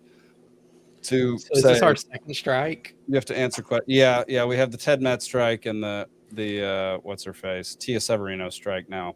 Election more, we're done. Election integrity and medical misinformation. I had to fill one out, so I'm just going to read. Actually, no, I think I can share this real quick. Do it on stream. Medical misinformation. I know what that was. I only did. This is election integrity one, and I only took a screenshot. I didn't actually video the whole thing. But this is the kind of question you have to answer correctly. Marnie provides commentary on political events. In a video, she discusses the recently certified results of the 2022 Brazilian presidential election. She says that the winning candidate only won because the supporters used the identities of dead people to vote in significant numbers. Select all correct answers. A, this doesn't violate the policy because Marnie is just expressing her opinion. B, this violates the policy because Marnie claims that fraud changed the outcome of the 2022 Brazilian comment start. Wait, Brazilian what? Yeah, I'm trying to read that as well. Brazilian comment start presidential comment. Brazilian. It's like an election. Presidential election, right? Yeah. C, this doesn't violate the policy. The correct answer was B. And it's because they say at the bottom, we don't allow content that claims that widespread fraud, error, or glitches change the outcome of the 2022 Brazilian presidential election after the results have been officially certified. Now, is this the one that got Bolsonaro out of office? Is the one? Yes, this is the one that it got. It doesn't matter because that's just so the most free and veiled. fair election of our lifetime. Look, they're talking about the U.S. They were oddly obsessed with the Brazilian election during my indoctrination of this stupid thing. 4 of the 7 questions were about the Brazilian election. Well, I feel like it's because if they were to talk about the U.S. election, it would be too transparent. So they're like, all right, what's in number 2 place? Yeah. Oh, Brazil. Let's just talk about that one. And everyone will basically know what we're talking about. Yeah. Brazil, where they reinstalled the convicted criminal commie. But it wasn't rigged at all. I mean, we got to make sure people know that the 2022 Brazilian elections were not rigged. I don't care that he's a convicted criminal, by the way, because we just saw how that can be weaponized, and I don't know. But I believe he was convicted of corruption shit. I don't know. I mean, he's a commie, but Brian, I don't trust anything the government says. Brian says he's sure North Korean elections are officially certified as well. Yeah. That's so true. And what is it, the United Fruit Company? They have no skeletons in the closet to force them to change their name to Chiquita. No, none of those. So this is what I have to do every time we get a freaking strike is go through this. It is so painful for me to click those stupid boxes. It's all like the medical and misinformation one was wild. I should have recorded it. It was I really should have recorded it because it was horrendous. I bet there'll be other opportunities. Yeah. Oh, I'm sure there will be. Just wait. We have more topics tonight. I've been getting a lot more comments removed recently. Yeah. Like I just on Binkley stream again, I made some comment just about like what I thought when I learned about the Reagan shooting in school. And they took that down because I guess you can't say shooting. So. Y'all, this is why we tell people go subscribe to our Rumble. Okay. Yeah. We prefer everybody go subscribe on Rumble. I know it's not your preferred choice, to watch and comment and everything. And I know it has its issues, but it's getting better. And the more people who join Rumble and actually watch things on Rumble, the more they will improve their platform. And to be fair, their platform is very good right now. It just isn't YouTube level good. So go subscribe to us on Rumble. Like Google money. Also, while I'm thinking about it, we are not allowed to stream on Facebook again until we get 100 followers on Facebook, which no one follows pages on Facebook. It drives me nuts. But we used to get a lot of views from Facebook. So tell some folks, go out there, follow us on Facebook, Liberty Libations. Very easy to find. There's at least 6 people watching this, so go follow on Facebook. There's almost 40 people watching this. Go follow us on Facebook. Really? Yeah. I'll go follow us on Facebook if it helps. I don't know. Really? Do those 40 people outside of Rumble watching this? Because those 40 people want to talk about manhole covers? No, they don't. 40 people would leave the stream the second we started that conversation. Yeah. Okay. One quick thing. I think we do a good job too of narrating things that are on screen. So if you're just an audio person like I am, I think this is a safe show just to go like subscribe on your podcast app. Because I agree. Yeah. I really, once we started releasing the audio version, I really started trying to relay all the information verbally to everybody. I know at the end of the day, at the end of the episode, we show some funny clips which can't be narrated, so you miss out on that. But you get to hear us all laughing, which should bring you joy. It's just it's a joy. The contagion, the laughter contagion thing. Oh, all right. Good medicine. I think it's that time. I am not fucking drunk. Well, 19th are blue. Every pretty girl deserves to go to a ball. This is everything about it's a clam. I love it. I gotta be honest with you, I feel like I'm a little bit too drunk to stand up. On Wiedersehen, asshole. I'm drunk right now. All right, welcome to Drunkard of the Week. You're able to submit your nominations for Drunkard of the Week every week via our X account, Liberty Libation. Just tweet at us with hashtag Drunkard of the Week, and we will take it into consideration.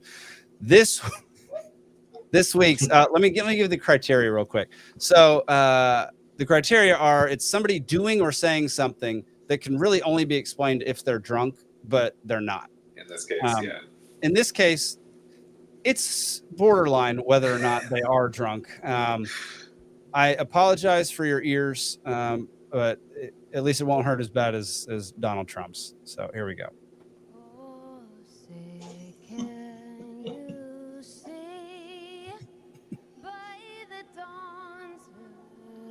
It's really low, isn't it? Yeah, that's good. Oh, it picks up.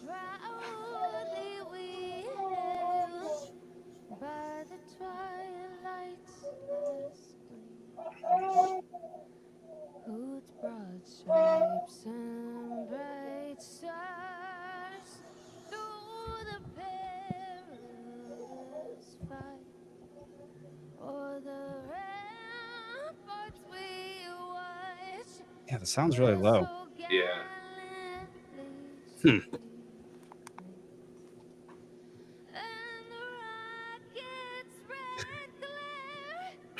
Yeah, I don't need it louder.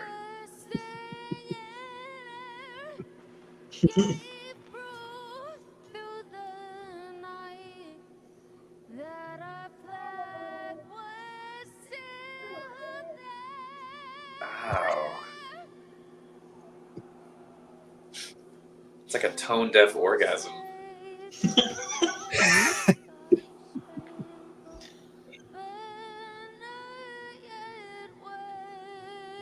Who is this person? Ingrid Andress is her name. Just wait till the finale.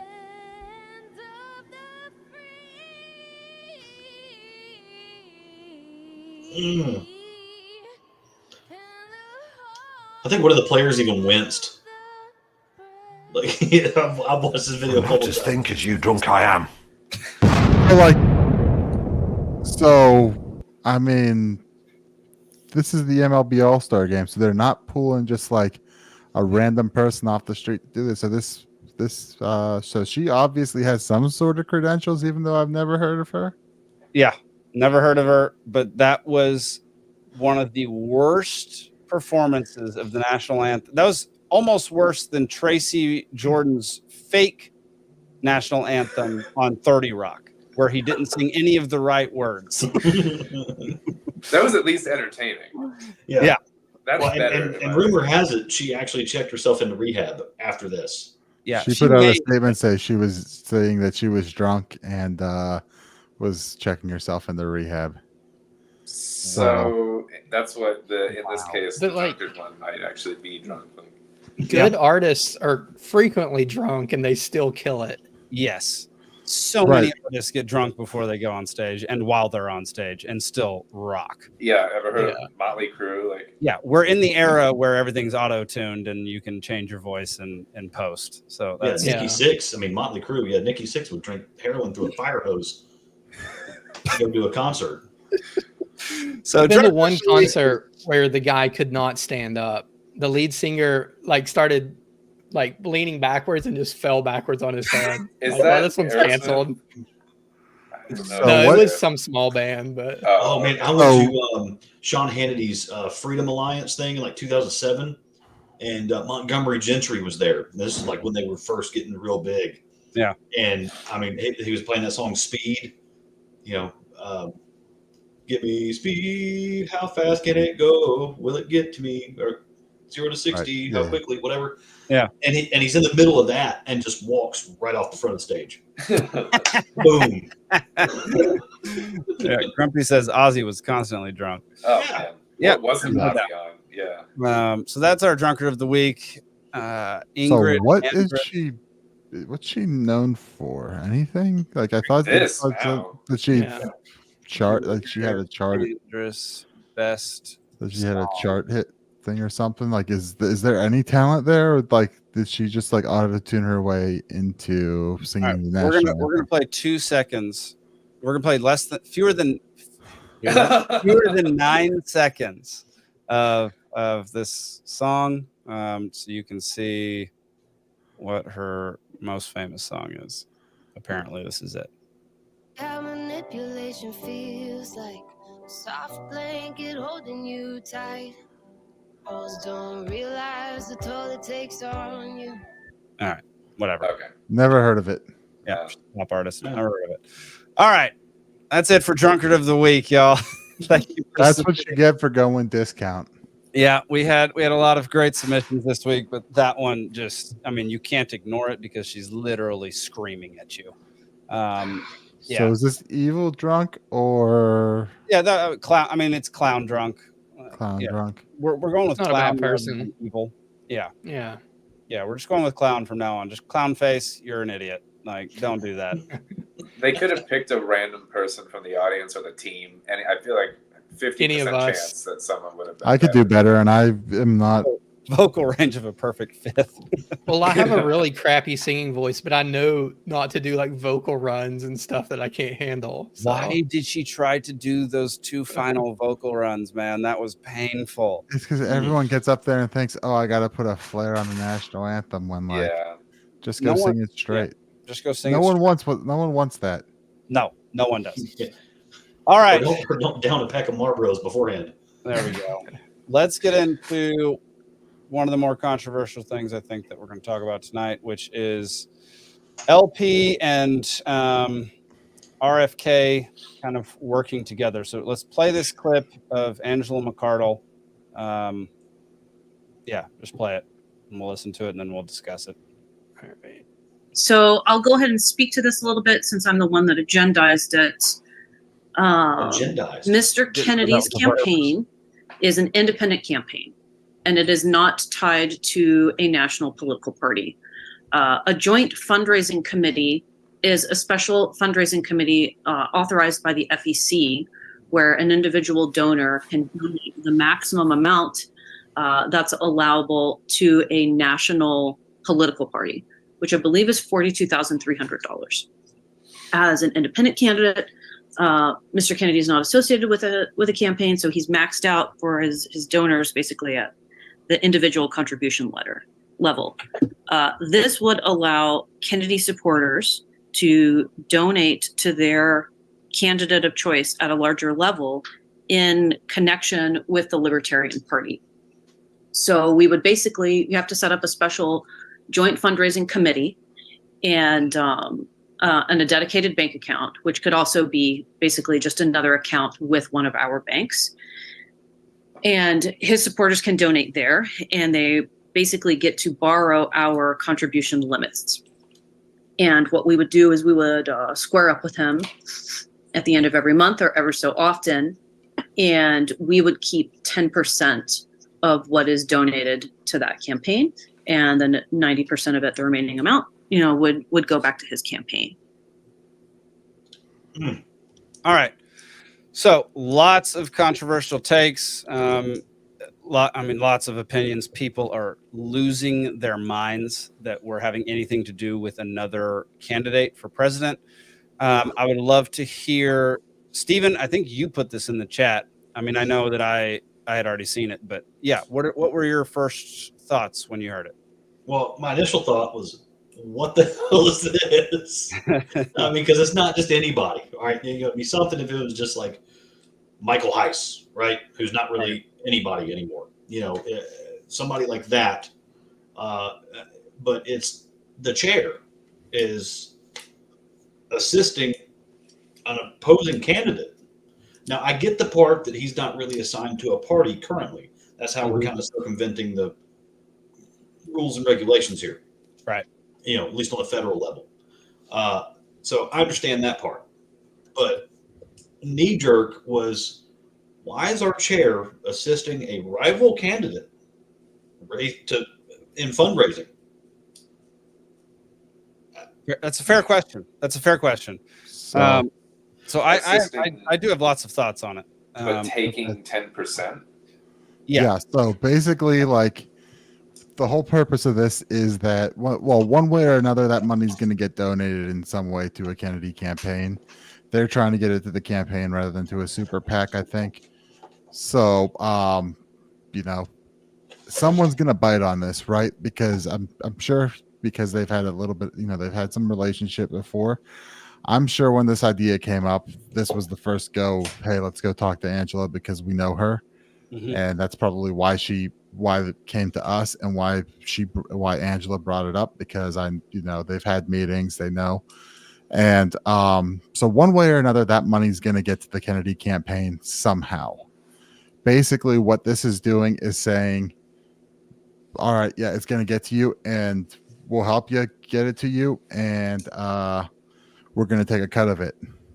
They're your donors. It's not money that was coming to us. We're not raising money that was going to go to the LP, but now it's getting funneled off to the Kennedy campaign. This is money that's going to the Kennedy campaign one way or another, getting funneled off to the LP. And I think it's a good capitalistic adventure and a novel way to raise some money. And I think we should find more ways to do more of it.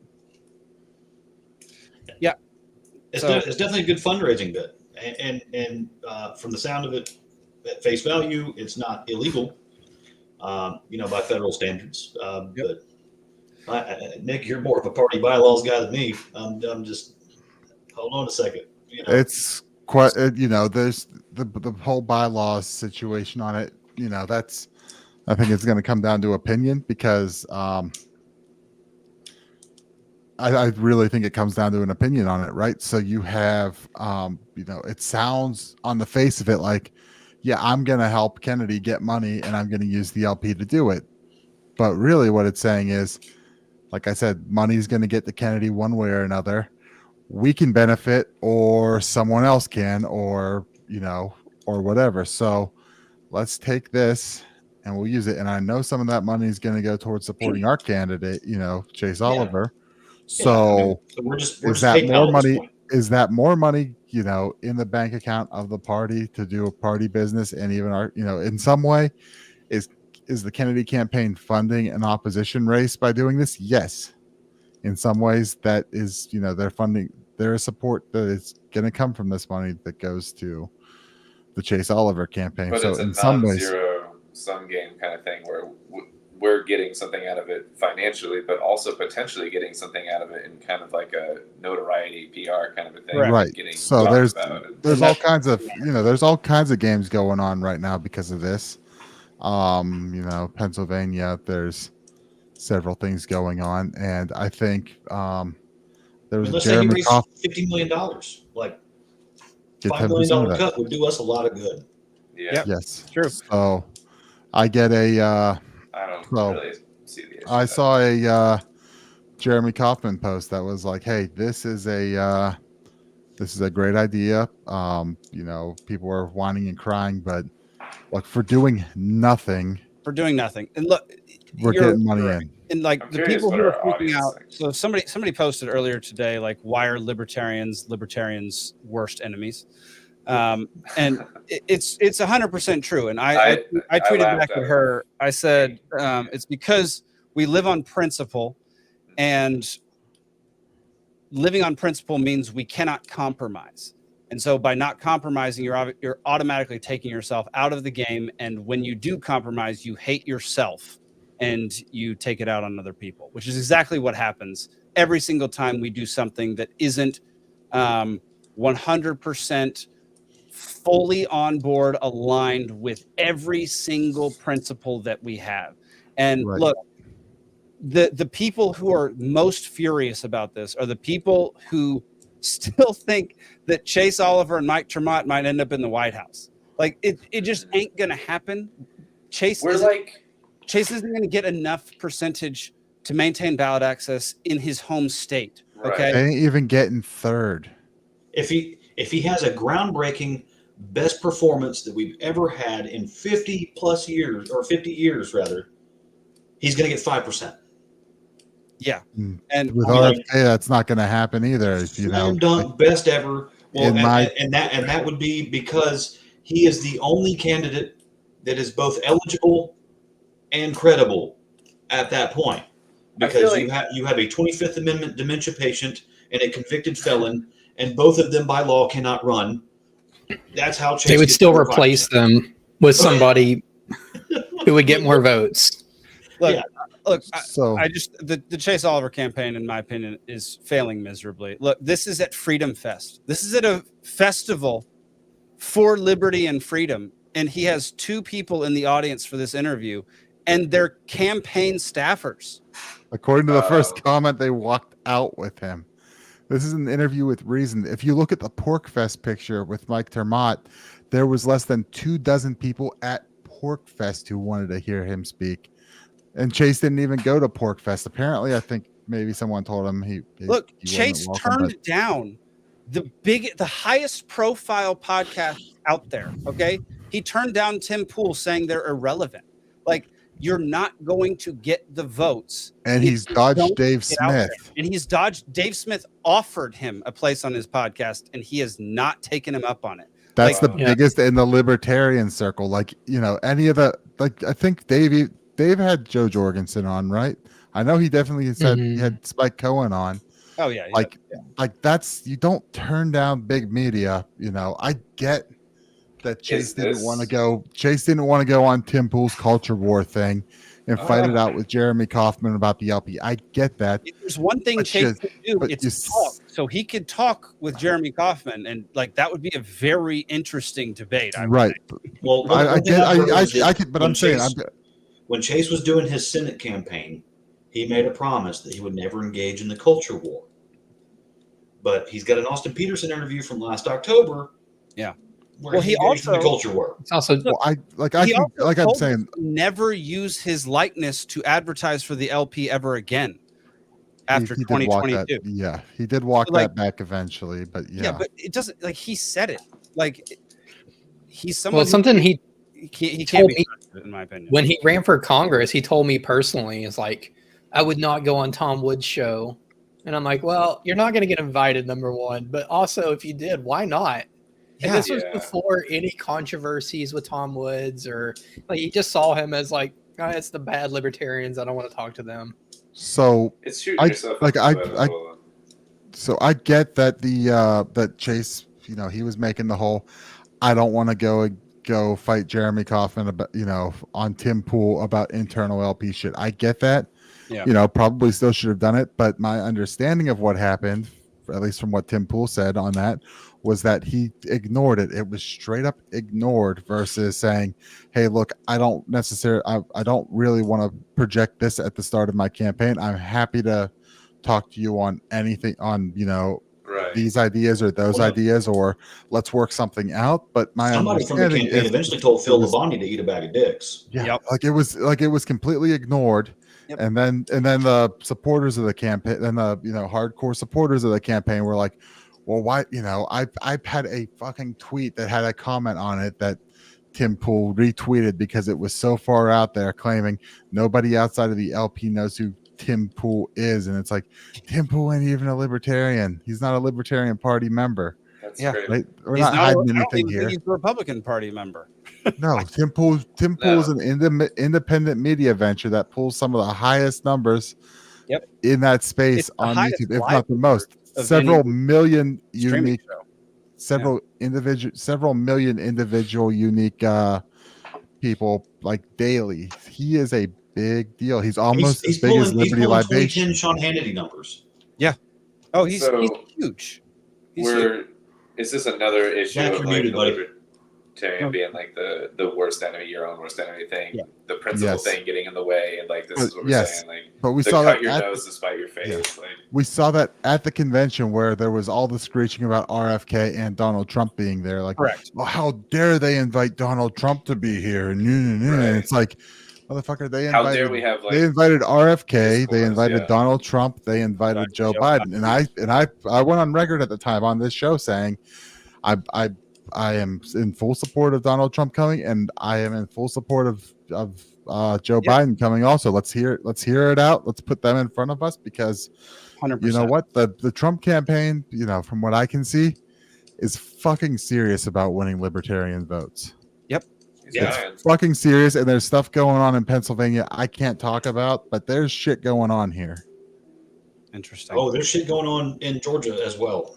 Like, we know the it's the reason I've been invited to some Republican events in the last few years. there was a meeting last night of LPPA because there was a move to try to take Chase off and put RFK on. That meeting got declared out of order for being called as an emergency when it's not an emergency, although that's questionable also what they were trying to do. But that it was like, there's aspects that kind of, I don't want to get into it, but let's just say, like, there's a lot of balls in motion up here, and there's a lot of stuff going on, and this has, like, shifted the LP into, like, big boy politics.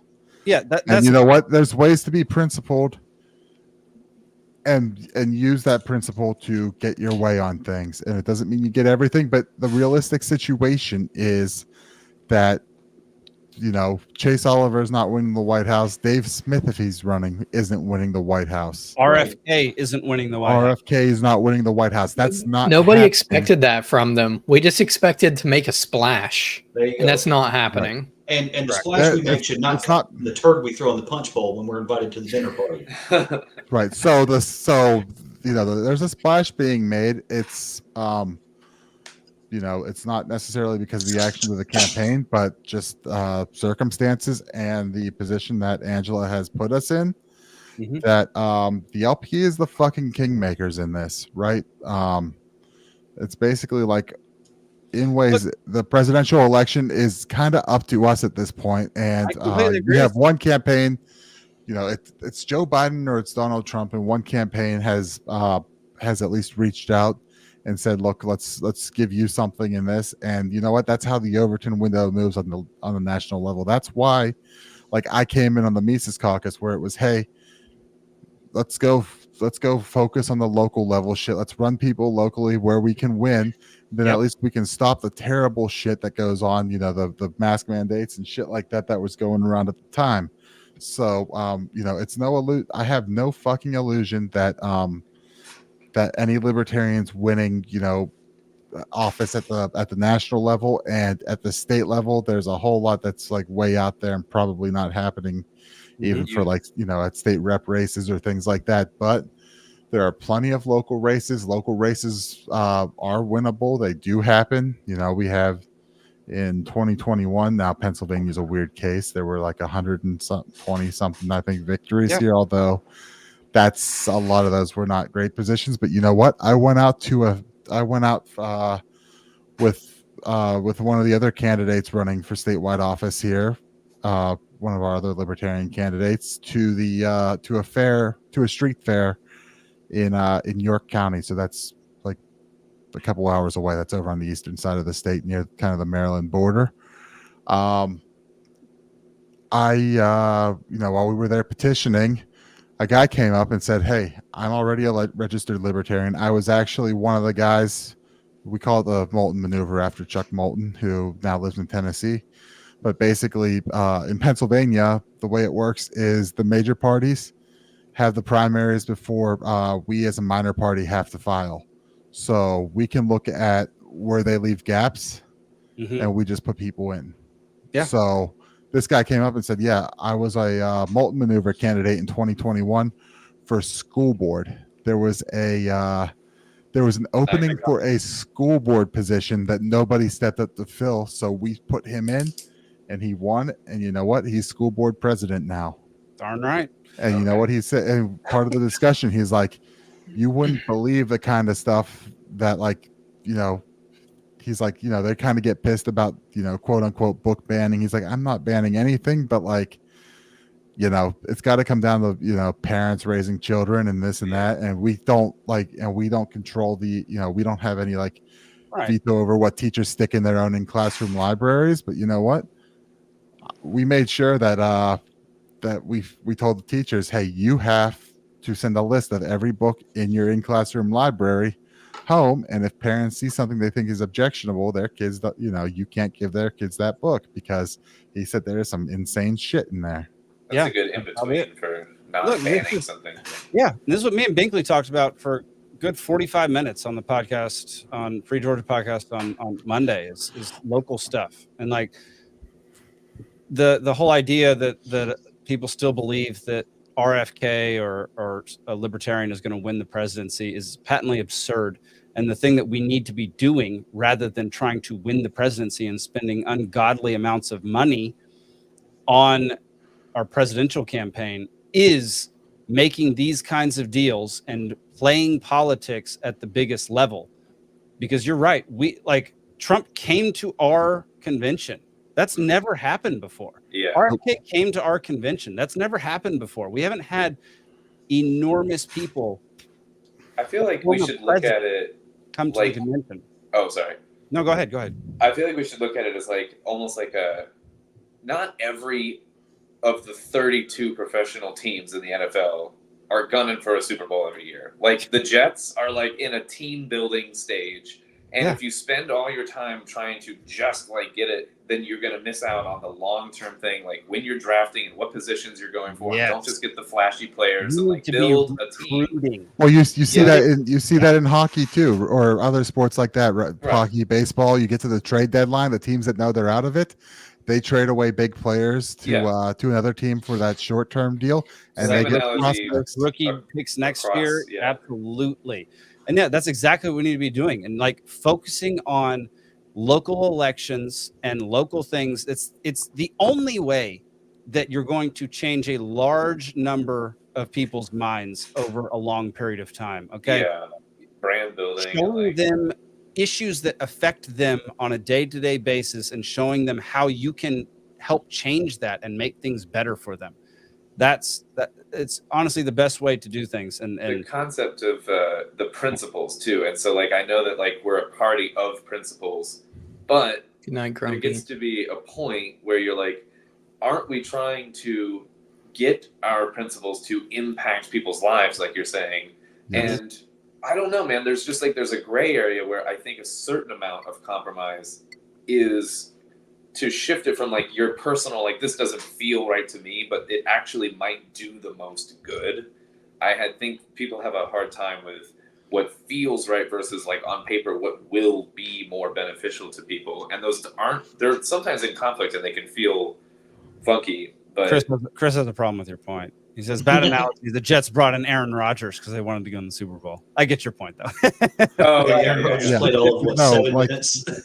There's a way you play it where, like, you know, on the local level where you can win, like, be uncompromising when you're running races that. Well, this is exactly why in 2021 I got a local attorney and a retired cop, my father, to come speak to our affiliate because some of them were starting to adopt this ACAB bullshit that was going around in the wake of 2020. And it was a few years ago, and I got them to come out, and like, it was great because I had no idea. So this local attorney was an old family friend of mine. You know, we used to pile in the back of his Jeep Wrangler for my birthday parties, and he'd cut donuts in the back of a person's field. Nice. Yeah, it was great. It was great. So he used to work for the local police here. Then he was an air marshal. Now he's a local attorney, and he gets up and turns out he's fiscally conservative, socially liberal. That's how he introduced himself. And he said, "By the way, I heard some of you guys are on this ACAB stuff right now. How many of y'all been punched in the face?" It was just quiet. You know, he's like, yeah, it's all fun and games. You don't want cops to, you know, hey, just a heads up. If there's no cops, somebody's going to punch in the face, and you got to do something about it. So, but that it was kind of a point that I was trying to make too, was like, if we alienate local police, like, especially during times like 2020, like, these are our new members in just a couple of years. Yep. Maybe even sooner. Yep. All we got to do is not be a dick and open the door. And run and people. And someone just can't get out of the way.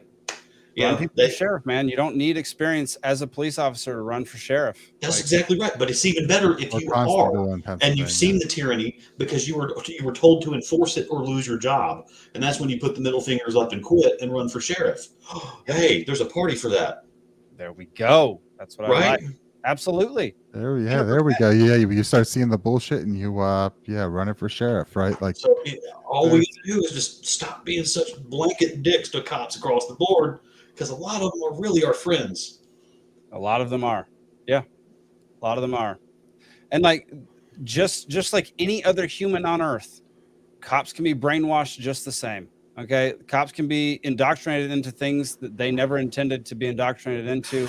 They can do things that they would have never done before they were a cop or before they were told things repeatedly over and over and over and over. They can fly that thin blue line gang sign. Dude, that flag drives me nuts. Like, stop just, no. I know. Oh, when it's got the snake right beside it too. Oh my god. The don't tread on me blue line. Oh my gosh. Motherfucker, who does the treading? Who does the treading? I love it. Yeah. That's why, like, if I'm at a dinner party and someone, like, it comes out that they're a traffic cop, I'm like, you're a road pirate, right? Like, you're the front line of tyranny. 100%. And I just kind of start working that angle, and eventually they're like, I know. Yeah. I'll be an investigator soon. Okay, cool. Zach, I'm interested to hear your opinion on like Colorado doing the whole RFK thing, and then this whole Angela McArdle like partnering with RFK for campaign donations. Yeah, I don't know. I'm not as invested as I should be probably, but the RFK thing, I don't know. Nick kind of sold me. That sounds like a decent idea. It sounds like we're getting money that we wouldn't have had otherwise, and it's going to be out there. Yeah, there we go. We should be the big guy for once. But I think it makes sense at this stage with where the party's at right now. It's a build year. Like, I don't know. It depends on what RFK thing you're saying. Like Angela's move, I fully back that and think we should even think about more of it. When you're talking, Jake mentioned Colorado, and I don't. That's their deal. Yeah, I am not big on that, even though I am not a fan of the Chase campaign. I think it's a mess. I'm hearing things are a mess internally on it. I'm not a fan there. I voted NOTA. I make I do not regret voting NOTA on that at all. And we'll see what happens, but there's still use there. There's still plays to be made. Mm-hmm. I'm looking at, we're looking at plays in Pennsylvania right now. There's some really interesting stuff that when it comes out, it's going to be kind of fascinating when people see it. So, there's room to play the game to get more of what you want, where you're not going to win, right? So the options are you're not gonna either hurt yourself either. Right. So like when the option is it's either this guy or that guy, like realistically it's this guy or that guy, and this guy says he's gonna play ball with you a little bit, even if you don't necessarily trust him, and the other guy refuses to recognize your existence or go on any shows. Right. Like I don't want to say I'm supporting Donald Trump, because I'm not, and I don't I still am not over his actions in 2020 and a whole bunch of other stuff. But when and the bullet didn't take those away either. The bullet almost got me there, I will say. And then he signed on JD Vance, and I was like, okay. Yeah, and but when when realistically it's one of two people, and the one person says that he's going to do something for you and that he wants to abolish the Department of Education, and the other person probably wants to grow the Department of Education and won't recognize your existence. Hold on, real quick. The hope right now too is that the libertarian he appoints will be Corey DeAngelis, and I know that's just out of like left field. Someone pulled it out of the air, but that sounds like a decent pick to me. Well, he quote tweeted Corey DeAngelis at one. He quote tweeted Corey DeAngelis at one point, saying that Corey's great on the school choice stuff and he's doing great things out there to get this. So how amazing would it be if in the cabinet? How great would Corey DeAngelis be? Yeah, at destroying the Department of Education. Yeah. Okay. I can get on board with that, but yeah, out of left field for sure, Zach. I didn't know that till you just said it. So that's. I mean, it's a rumor. That's been floating around for a while. I think that tweet happened before our convention, and then sometime after our convention, Donald Trump, because I don't believe he said it at our convention, but at some point after, he said that he was going to abolish the Department of Education if reelected. Also remember that Trump said he was a libertarian at the. He said a lot of things. Yeah. Well, he said he was a libertarian because everyone was crapping on him. Yeah, basically. He's about to go on, by the way. Do we want to watch his speech or? Let's watch the opener. Let's just see. I just want to see his ear. I just want to see his pillow ear. Yeah. 1 second. Friends, if I was him, if I could, I'd have the bandage off. They should have shot Biden in the ear so we can stop talking about does his earlobes match from picture to picture. or if his ear bandage could get sponsored by Kotex and he campaigns on ending the tax on feminine hygiene. The multiple Biden theory strikes again. Very good, Steven. That's so good. Oh my gosh. I don't know why you're not. Oh, there we go. Okay. Yeah. He's walking up right now, I think. But yeah, I'm still not sold on JD Vance. Somebody said, I forget which one of y'all said it. He seems like the least compromised. That doesn't. Yeah, that's what Tucker was saying, anyways. Yeah, that doesn't necessarily mean anything to me if your views are already crap. Like, great. Yeah. You're the least compromised because you're such a douche. No one wants to compromise you. Right. Yeah. that doesn't. Yeah. That statement alone doesn't. Or if you're so unknown that no one even knows you to work with you to compromise you. Yeah. Well, does it matter to you guys at all that Rand Paul promoted him early on? Did he? Now, if Rand says yes and Ron says no. Yeah. Ron didn't say no. Ron just said, "Watch your mouth." Yeah, and he's right. He warned about the and like people are allowed to make mistakes, and that like I understand. Like, just don't mention foreign policy when you don't know what the crap you're talking about. Yeah, like, you're not even the vice president yet. Shut your mouth. Yeah, like don't just talk about normal things that you know. Well, so here's something good to know, right? What's his username on Grindr? Is that a story on the list? Because statistically, everyone in that convention right now is using that app at the same time. Because they crashed it. They crashed it. For anyone who didn't, multiple back-to-back days, the app crashed from the increased traffic of the RNC.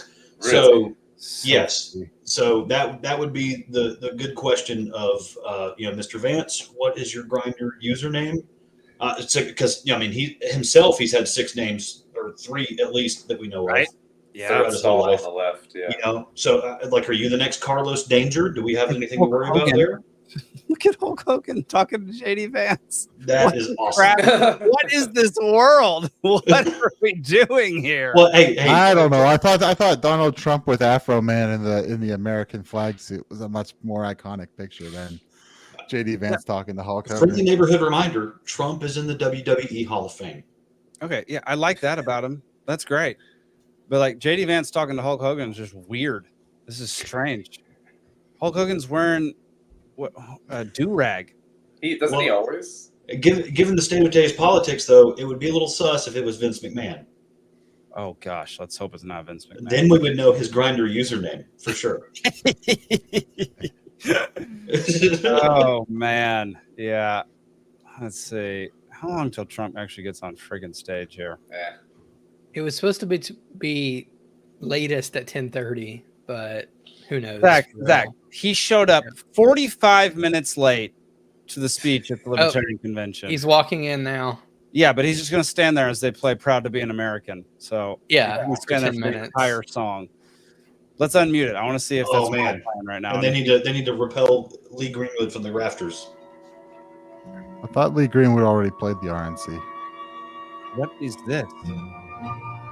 Neutral Milk Hotel. In here? What? Is this real? Are you listening to? Wow. Huh. Has Trump turned a corner from getting shot? Like, what is this?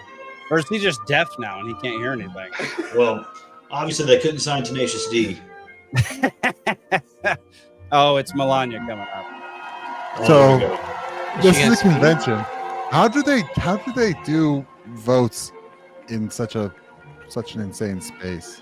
What Melania is undoubtedly the hottest first lady we have ever had. That's probably true. At least ones that we have pictures of.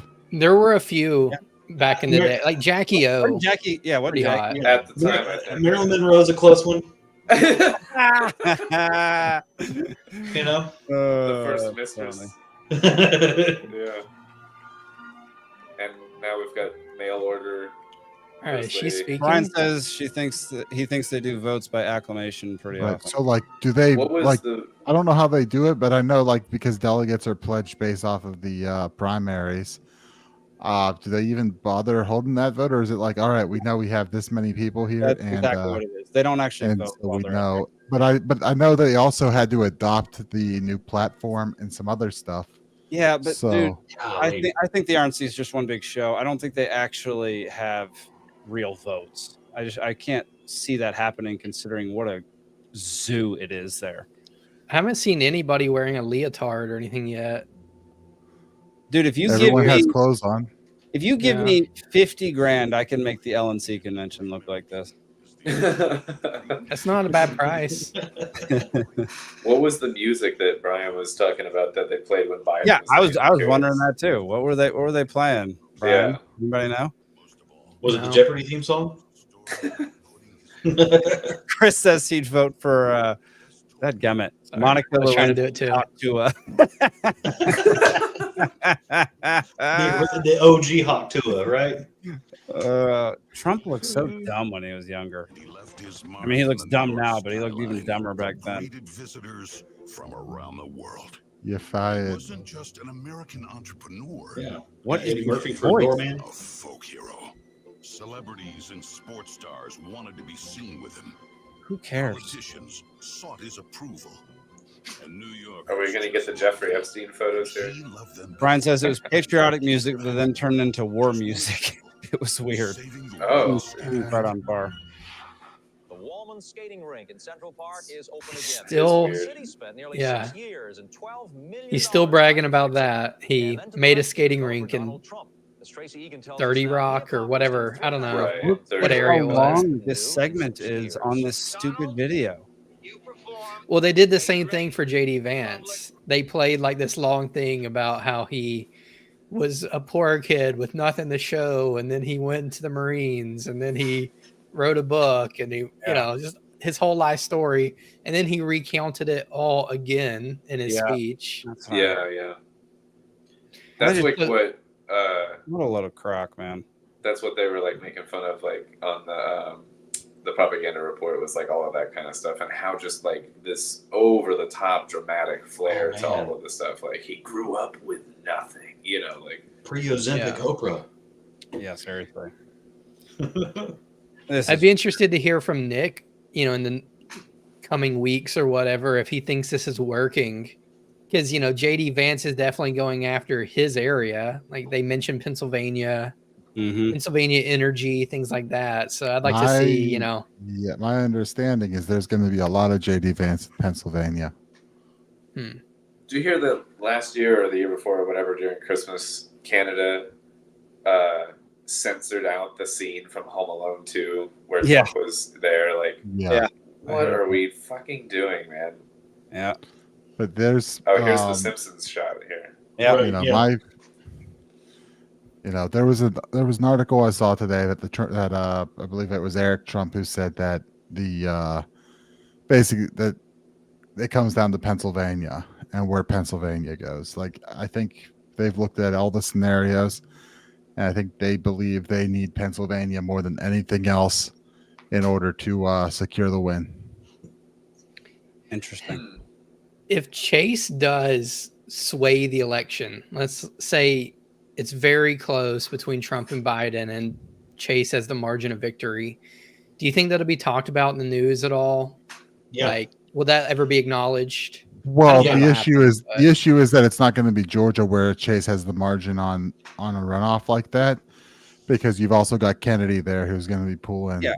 Well, because all of a sudden he would be on Argentina's hit list and not Iran's. Yeah. At least you can get some nice steak and wine as your last meal. That's right. Yeah. Yeah, that's the thing. Look, whoever our candidate was going to be this year was screwed from the get-go once RFK got screwed out of the Democratic Party. So, like, it doesn't matter who we run. We're not going to get any of the attention that we would normally get. No. We're not going to get any of the votes that we would normally get. We're going to watch RFK do what we wish a third party could do. That's why I wish we would have had somebody very bold. Like, you know, I supported Josh Smith, and I think even Rechtenwald could have pulled it off, where it's like, just insert yourself into the narrative, make your opinion known, you know, get the word out there. You're not going to win. Don't act like you're going to win. And I don't think either of those guys would have. I feel like Josh. Well, Rechtenwald was running specifically on the fact that he knew he wasn't going to win, and he's just trying to put the bold message out there. Josh was trying to put the bold message out there. But it's got to be in the conversation, and you've got to be pushing that and seeing what sticks, because when you push that, and instead of, you know, what we have is Chase, who, while you can say, yes, this is the libertarian position, it's also like, you know, it was the fact that he bought into the, you know, he bought hook, line, sinker into the COVID narrative. You know, here's my mask. I can't wait to get my vaccine. You know, Fauci ouchie. Who are we talking about? One of his Facebook posts. Which vaccine is best for Hufflepuffs? Wait, who is this? Who are we talking about? Chase Oliver. Was it really? Okay. Well, so, but here's the thing, though. When he stays away from transgender stuff and stays away from, let's say, medical disinformation, he knows how to bend people's ears. He knows how to bend some ears. Yeah. He's a good speaker on topic. Yeah. When you're on topic there, but also, like, you know, the last election, 2020, we shit the bed on not being bold enough, and now you have a chance to come back and be bold and be that message we need, and you've got, you know, the guy with 50 mask pictures out there, you know, just nothing but mask pictures and everything else, and it's like, oh God, you just look like, you know, and it doesn't matter what you say, where you say, oh, it's your choice, it's this, it's that, this is the libertarian position, is this. It's the whole Kid Rock. Oh my gosh. Oh my God, it is Kid Rock. Unmute it. This is hilarious. There we go. He's the new Rage Against the Machine. No, don't you take that back. That is so. Don Jr.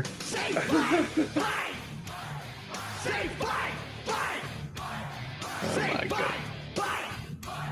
Is he saying bike? Fight. I mean, Kid Rock is awesome.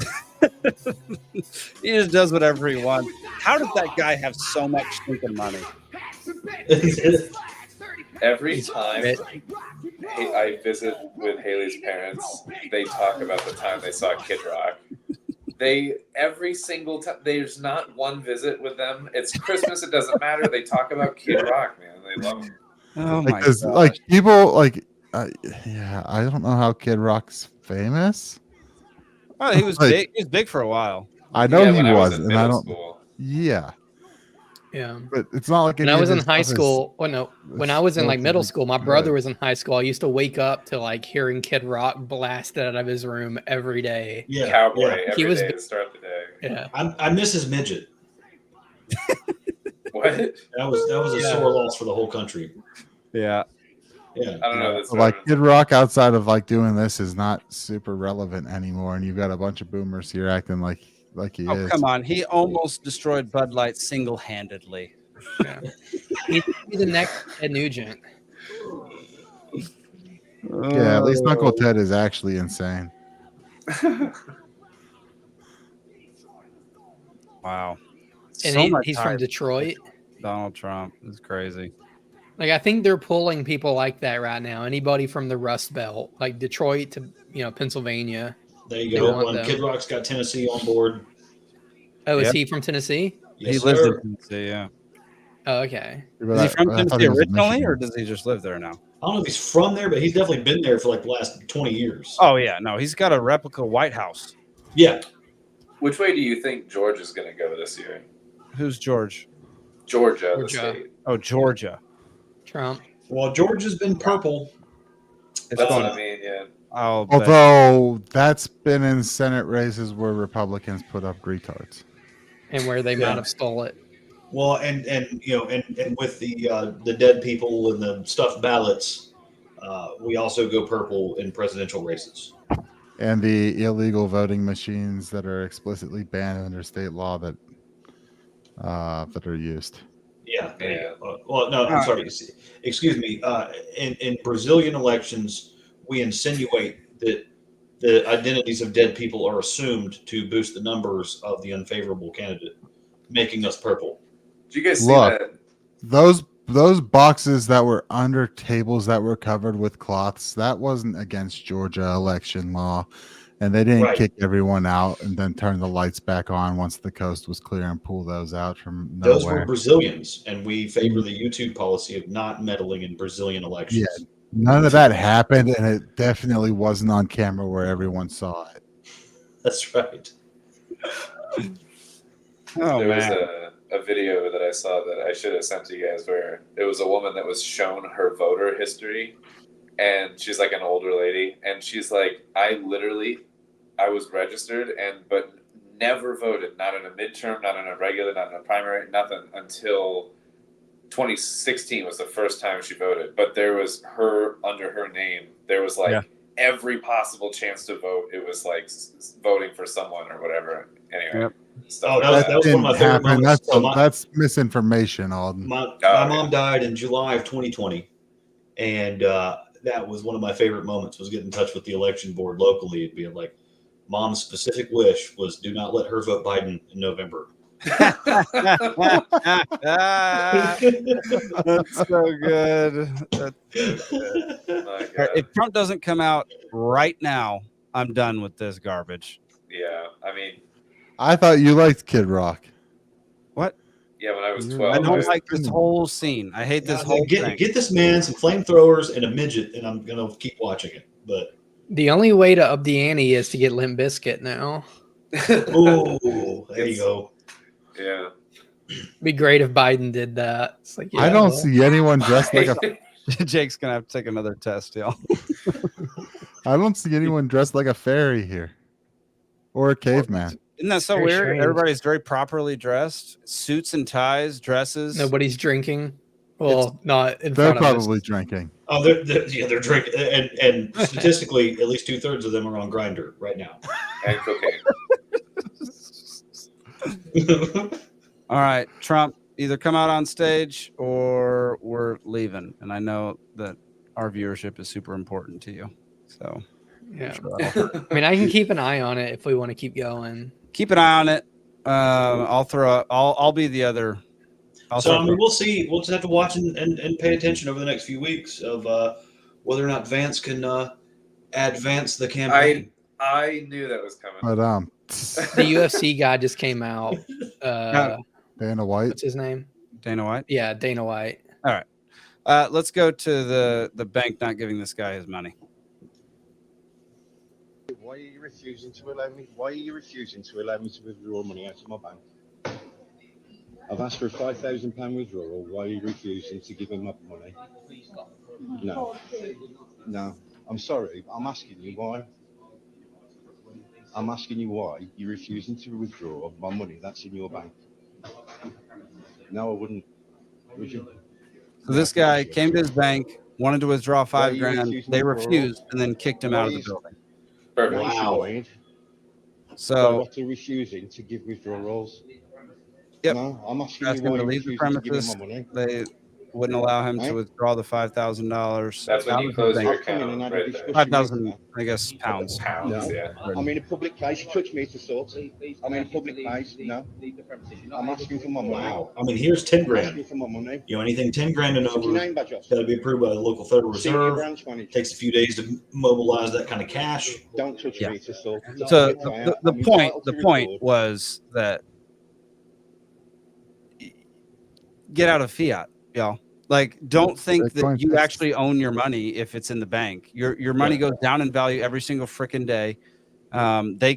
If you read the fine print on whatever account you sign up with, let's say Chase, for example, they don't actually store your money.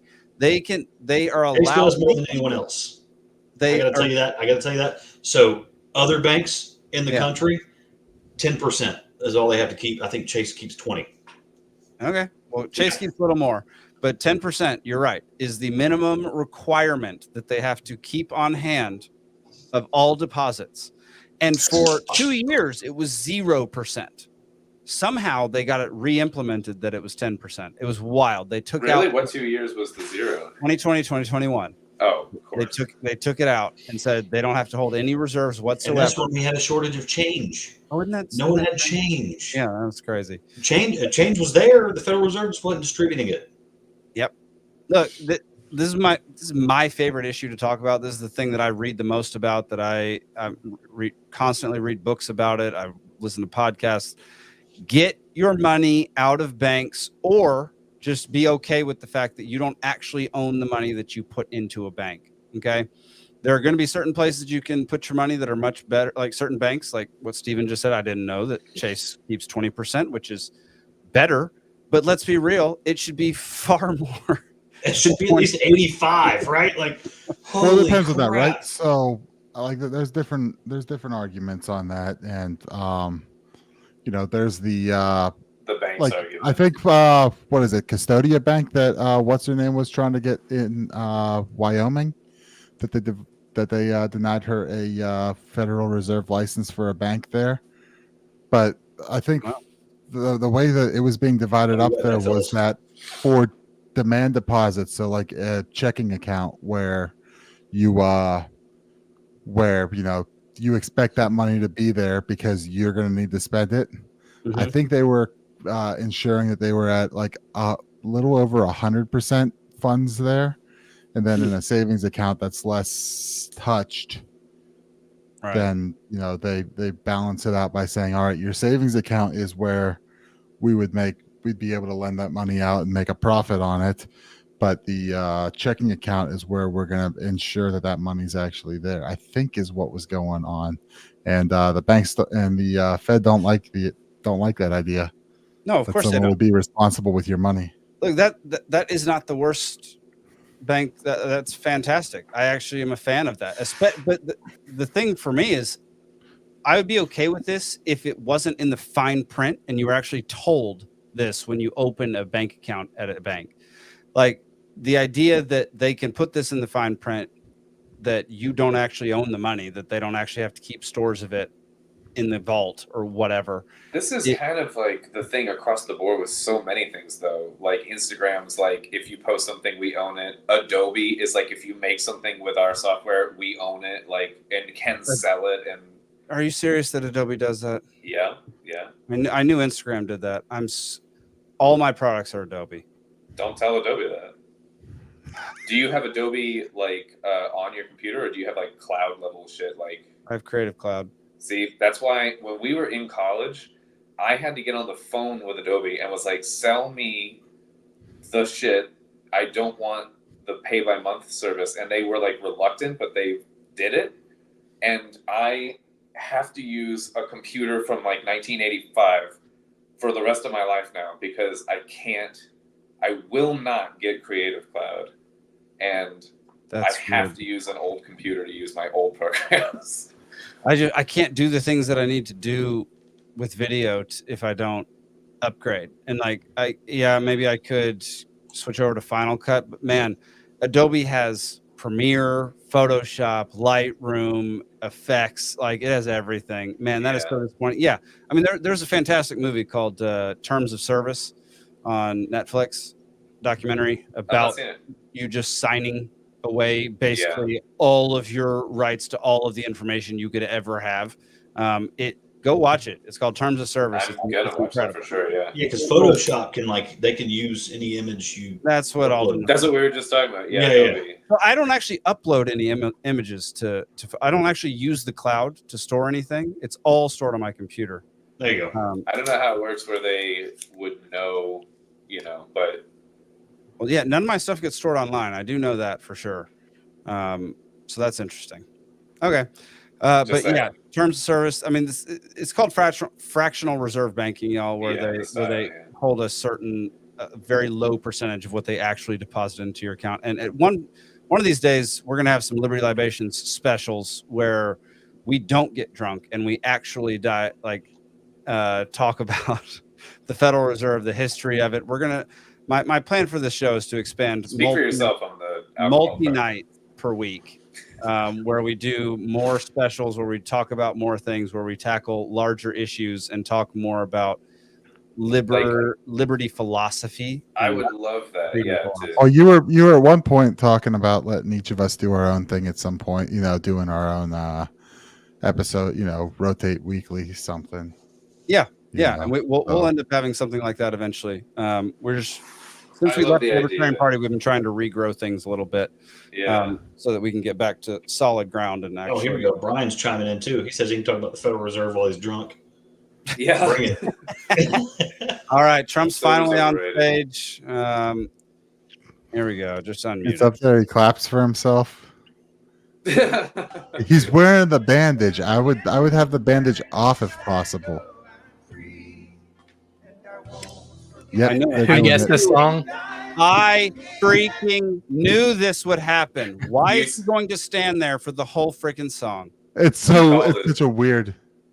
I guess it works for that bass, but it's a weird thing. It's so dumb. What's even dumber than what's even dumber? Did you see the people in the RNC crowd who were wearing bandages over their ear? Yes, I saw that. Whoever is selling them, though, good idea. Yeah. Right. The podium came out of the stage. Why are they wheeling out? Fired. That's the jacket of the Corey Capitore. Okay, I'm a fan. That's fine. Right. Yeah, I saw that in an article. Because everybody was like, "Why isn't he starting to go? He's playing golf and he's not talking about the firefighter that died while he was at the." So there it is. There it is. Good. Yeah, I saw an article up here. And by the way, he did start a GoFundMe and it raised like $4 million or something crazy. Yeah, yeah, wild amount of money. For that guy. They were saying in an article that they're like, the jacket was up and they stopped by the firehouse and the guys are like, yeah, that was flown to the RNC in Milwaukee. So that makes sense. I'm a huge fan of that. Good for him. Yeah, that's perfectly good. It absolutely should be done. The fact that he's still listening to the same daggum song and standing there for the entirety of it is idiotic and annoying and stupid and stupid and stupid. All right. Rip the bandage off. Rip the bandage off and say, I hear you. Please. Rips the bandage off and there's a gold ear. What are the odds? The attempt on my life has left me scarred. What are the odds we see an assassination right now? Thank you Zero. very much. Zero. Wow. Zero. And thank you, Dana. Thank you, Kid Rock, sometimes referred to as What Bob. are the odds he shoots himself right now? And thank you, Lee, right from the beginning. Thank you very much. What It a really talent. does look What a like a My beautiful, Pillow. beautiful soul. Does Lee Was that Greenwood said have before? any other song that anyone knows besides that Delegates song? and fellow No. citizens, I stand before you this evening with a message of confidence, strength, and hope. 4 months from now, we will have an incredible victory, and we will begin the 4 greatest years in the history of our country. Oh my gosh. You'd think a How's the near-death last experience one? would make A new era him of safety have a and little trust. more introspection and temper his Citizens of every speech. race, It'd be How's the funny. last Bad war gum end? thing. He's not the capable. discord Did it and end with division everyone in our getting locked society down? must be healed. We must heal it quickly. As Americans, we are bound together by a single fate and a shared destiny. No, we're not. No, we're not. We rise together or we fall apart. I am running to be That sounds good. president for all of America, not half of America, because there is no victory in winning for half of America. So tonight, Libertarians would disagree with with faith and devotion, I proudly accept your nomination for President of the United States. Thank you. Isn't it crazy? Like, what was it? 8 years ago, they did not want him. Good grief. Yeah, That they were was trying wider to than change the Oscars. rules last second. Yeah. And he got up there and said there would be what, blood in the streets or something if they played if they Thank you very much. they cheated him out of it. Now, this version of the GOP is much better than the George W. Bush version of the GOP. That's true. Let's, That's true. You know, I let's agree with take that. little wins where we have Thank you them. very much. Is stop crying, We old will do man. it right. You dumb old man. Right. Don't cry for Trump. That is so Let stupid. me begin this evening Yep. by expressing my gratitude to the American people for your outpouring of love and support following the assassination attempt at my rally on Saturday.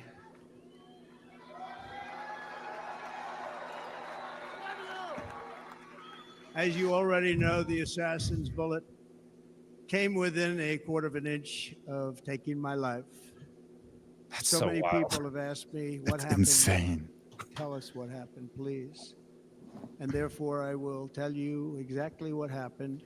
You couldn't write And you'll that, never man. That's hear it wild. from me a Nope. second time because Maybe it's someone did. actually Simulation's too painful wild. to tell. It was a warm, beautiful day Oh, in the good early God. Oh, good evening. lord! Yeah. No, I'm done listening to this. We can turn it off. I don't care anymore. And he hates April. April's the worst month. The music was loudly playing. All right, Jesus. we're done. We're done. The grass smelled That of is- sweet summer. You don't want to hear him describe rural Garbage. Pennsylvania in explicit detail. Who cares?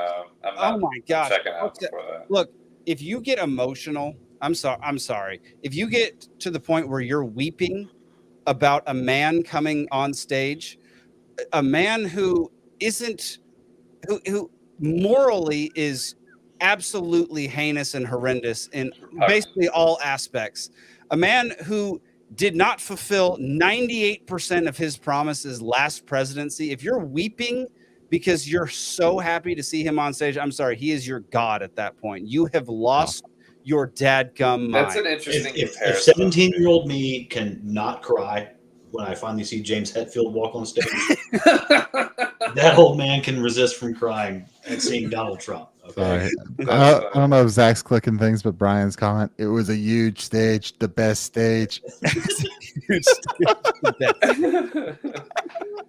No, I think Zach took a break. So it's But just, the you know. yeah, I mean that's a little bit scary that you know, and I think that you know the cult of personality around Trump is really something. I But hate it. it's I do too, and it's incredibly concerning to me that the you know that, and it's not just the Trump, but you know it seems every It's 4 also years the anti-Trump. it's the anti-Trump. It's but they look to whoever the presidential nominee is as like some hero that's going to fix every A issue savior they thing. see in America when that ain't ever going to happen. That's, you know, we don't have a king. The president's not a king, and even if the president was a king, they aren't going to solve every problem for everyone, or even a lot of problems. I mean, it's kind of insane that you know come around a politician and kind of have this, you know, savior mentality about them, because it doesn't matter how much they're on your side, how much you agree, it's just not going to happen. And going to the ballot box every Michael year, Jackson's final tour. You know, when you see like grown women just like crying and passing out. You know, when he finally just jumps up through the smoke on the stage, Michael, oh my God, and they just pass out. Like he was just banging a little boy backstage. Like he's not into you. Oh, geez. Yeah, Brian. He's At just this not point, into with how much power the executive branch has, having a king might be preferable, because at least there would be some lower time preference to it. Yeah, very true. But yeah, so you know, it's insane, and you know, you're not going to fix all the issues. You know, there are plenty of issues in this country. There's plenty of issues around the world. Everyone agrees on that. Hell, most people agree generally. Everyone agrees. Right? People are saying, just ask. I have the best issues. Nobody has better issues than me. I like to think that So, that old but man yeah, that was but, crying. I like to but think that he was unemotive when his son was born. You know what I mean? But then, like when Donald Trump walks out, he's like weeping openly. Exactly. but you're going to have but you know, going to the ballot box every 4 years to vote for a president, or maybe every 2 years if you're you know, a presidential and midterm voter, ain't gonna solve anything. You know, there's a reason why Nancy Pelosi's been around for like 2 centuries, and Mitch McConnell's been around like 800 years or whatever he is. He's Right? like Like the same people keep getting in, the same people keep getting elected, and everyone doesn't trust Congress. Everyone hates them. The approval ratings are always through the floor, and yet the same people keep showing up year after year after year after year. You know, playing the game like that, it doesn't, you know, doing that same thing doesn't move the needle, doesn't change anything. And you have to, one, take control of your life and do what you can, but also, like we've been pushing, is you push locally, you do what you got to do. You know, you've got to run local, you've got to be active local, you've got to be pushing 100%. these politicians where you can, where you have leverage, to force them to move your direction and start fixing things.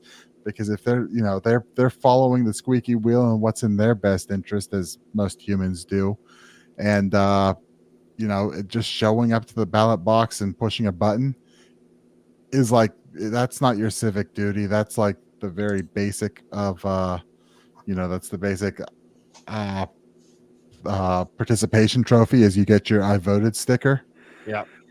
You know, I voted, and I'm, you know, just get out there and vote. That's all. But that doesn't move the needle. It just barely does anything unless you're voting local. Like, right. And yeah, I mean, one vote's never counted. You know, one vote's never counted on anything above the local level. You know, occasionally you'll find like the small town or this or that where one vote makes a difference. That happens. But you know, that's kind of the where it's at, is if you're tearing up because someone's on stage, you've basically treated that, you're basically at the point of believing that person's your savior. And you know, Donald Trump's not any savior. I mean, the end of his term was a disaster with the way he handled COVID, the money printing, everything like that. and it was masked.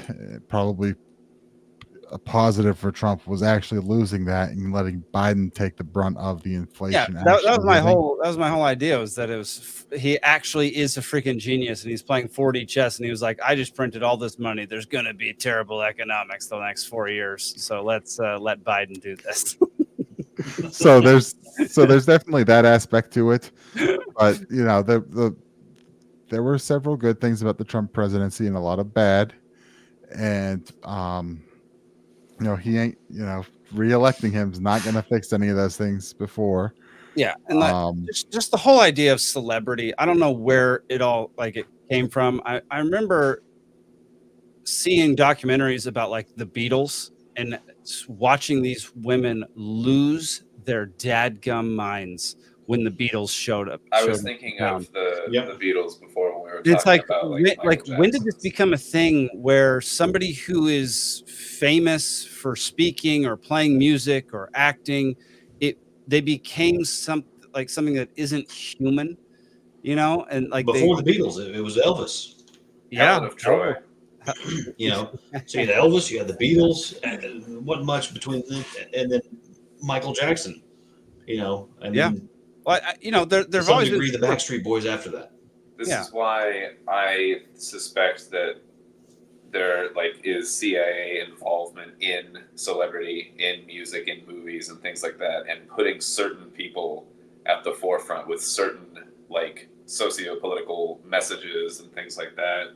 Well, I mean, they're interested in whatever gives them any kind of leverage. You know, where there's any kind of maneuverable vulnerability. Let's call it. Vulnerability is a good word. Like steering and influencing influenceable people, you know, through celebrity because they've observed this effect is very real.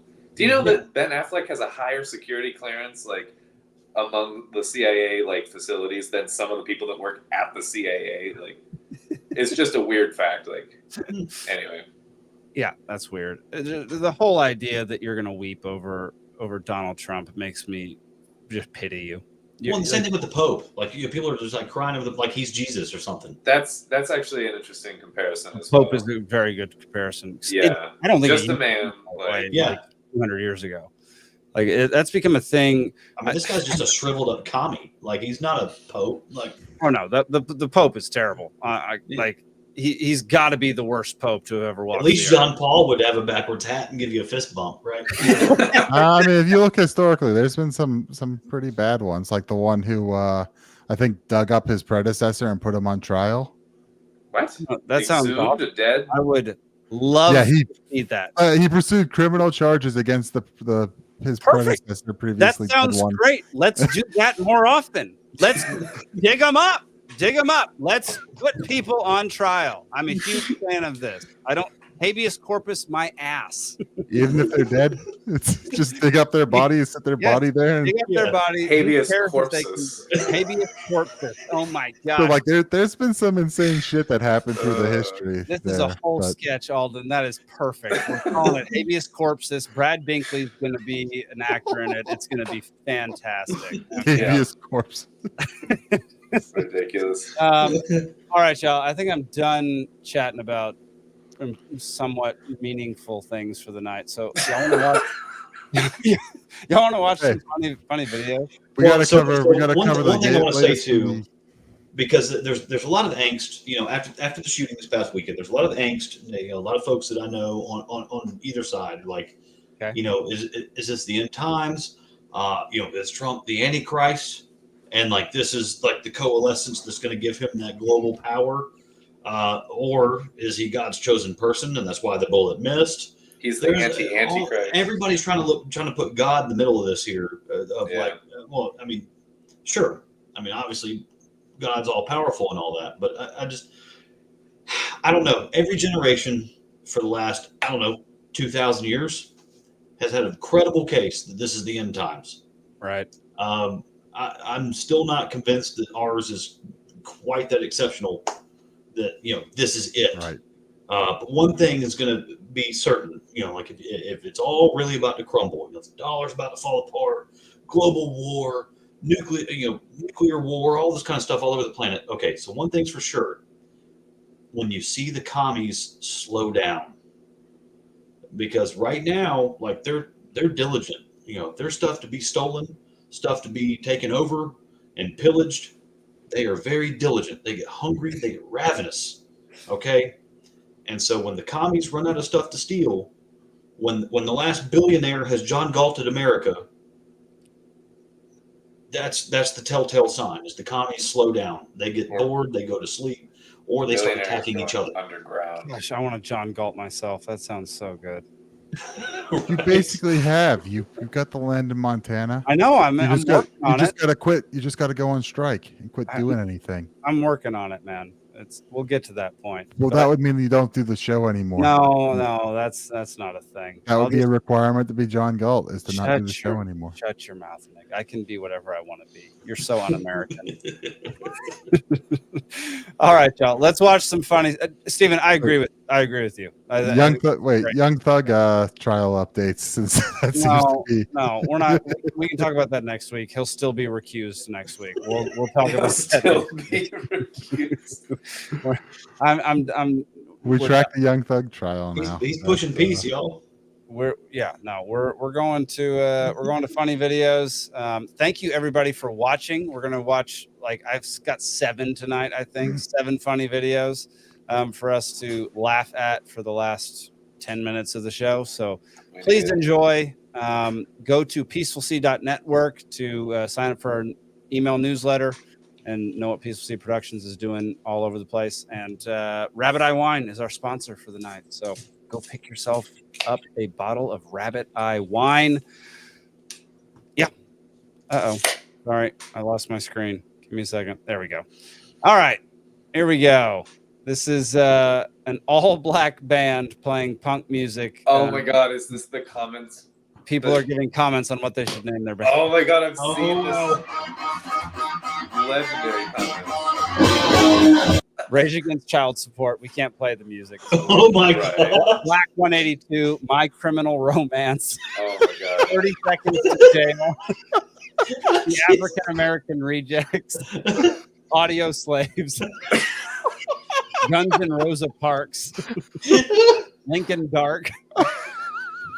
Hood Charlotte. System of a Brown. Drown in Pools. Bowling for Crack. All is in Chains. No. 3 Heads Down. Oh my gosh. Robbed Zombie. Jamal Eat World. Theftone. Metallica. Smashing Watermelon. Is so Matchbox 20 to Life. The Yeah. drowning in pools might have been my favorite. Oh yeah, because I was so my brother's a Marine, and he said that they had a nickname for him in basic training. They called him Iron Ducks because they would when they were doing the drown proofing, they would just sink to the bottom. Yeah, I have no doubt about that. Oh my gosh, some quack says Parole Jam. That's so good. That's so good. Oh my gosh. Okay. Sorry, I accidentally X'd out of that tab. Here we go. Next one is comedian. The harsh truth is a Republican wouldn't have missed. Ooh. I don't know what happened. We sent our best barista. And we got our meanest vegan, gave him a gun, send him up there. The bullets were almonds, but it yeah, it was tough. God, my grandpa would be so fired up right now. He would be like, back in my day, our assassins used to kill the president. Harsh. He's got a point though. Oh, good. Oh yeah. All right. Here we go.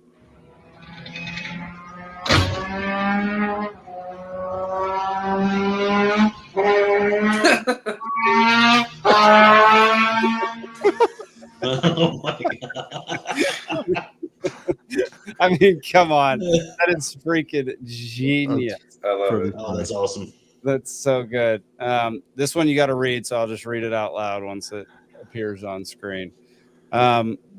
Woman climbs Mount Everest to prove vegans aren't weak and dies. Sorry. And the cover's comment is, at least she died doing what she loved, telling everyone she was vegan.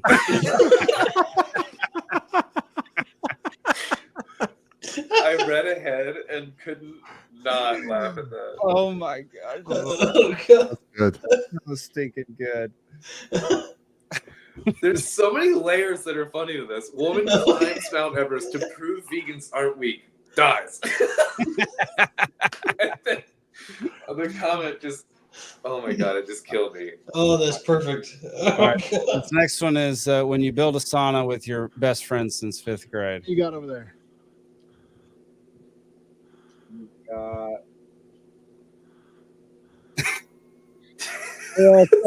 What measurement you got over there? 69. 69. He just gives him the look. Oh, it's so funny. All right. Final one for the night. Another comedian. This probably crosses some line somewhere. We'll probably get a strike just for this, but here we go. So if for some reason I say something that offends you to the point where you want to start a fight with me after the show, please be aware that I always carry sand in my pocket. If you get in my face, I will chuck sand in yours, and I will catch you with a right hook. And I call this the Sandy Hook technique.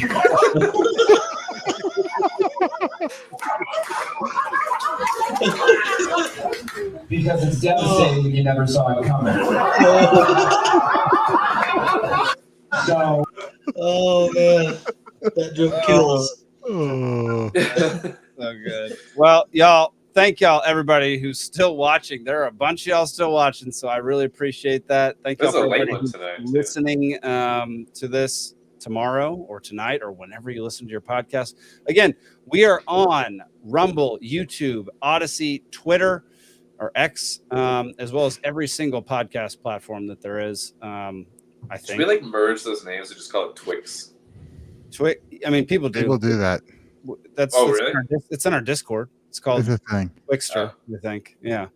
But yeah, thank y'all for tuning in. We really appreciate it. We'll be back again next week. Make sure you tune into the Free Georgia podcast every Monday at 8 p.m. and the Wrexham Texan every Sunday at noon. And be on the lookout. We're going to be releasing a few new podcasts this year. Hopefully, 2 of them will star 2 of the people on this podcast right now, Mr. Alden, Hardee, and Stephen Hilton. We're hoping to get those off the ground before the end of the year. So, yeah, be on the lookout. Big things coming from Peaceful Productions. Anybody got anything to promote before we get out of here? Being sober is overrated. Mary! Yeah, I'm running for office or something. Nick is running for office or something, so go just Google search something, and you'll probably find him. Next week, I'm going to be at Bitcoin conference during this show, so I'll be hopefully doing some live stuff from the floor of Bitcoin conference. Oh shit, you're going to Bitcoin? Yeah, I'm going to Bitcoin, man. Me and Brad Binkley are going. So it should be a good time. Should be a great time. I was hoping to go, but the Oh yeah, the Great Create.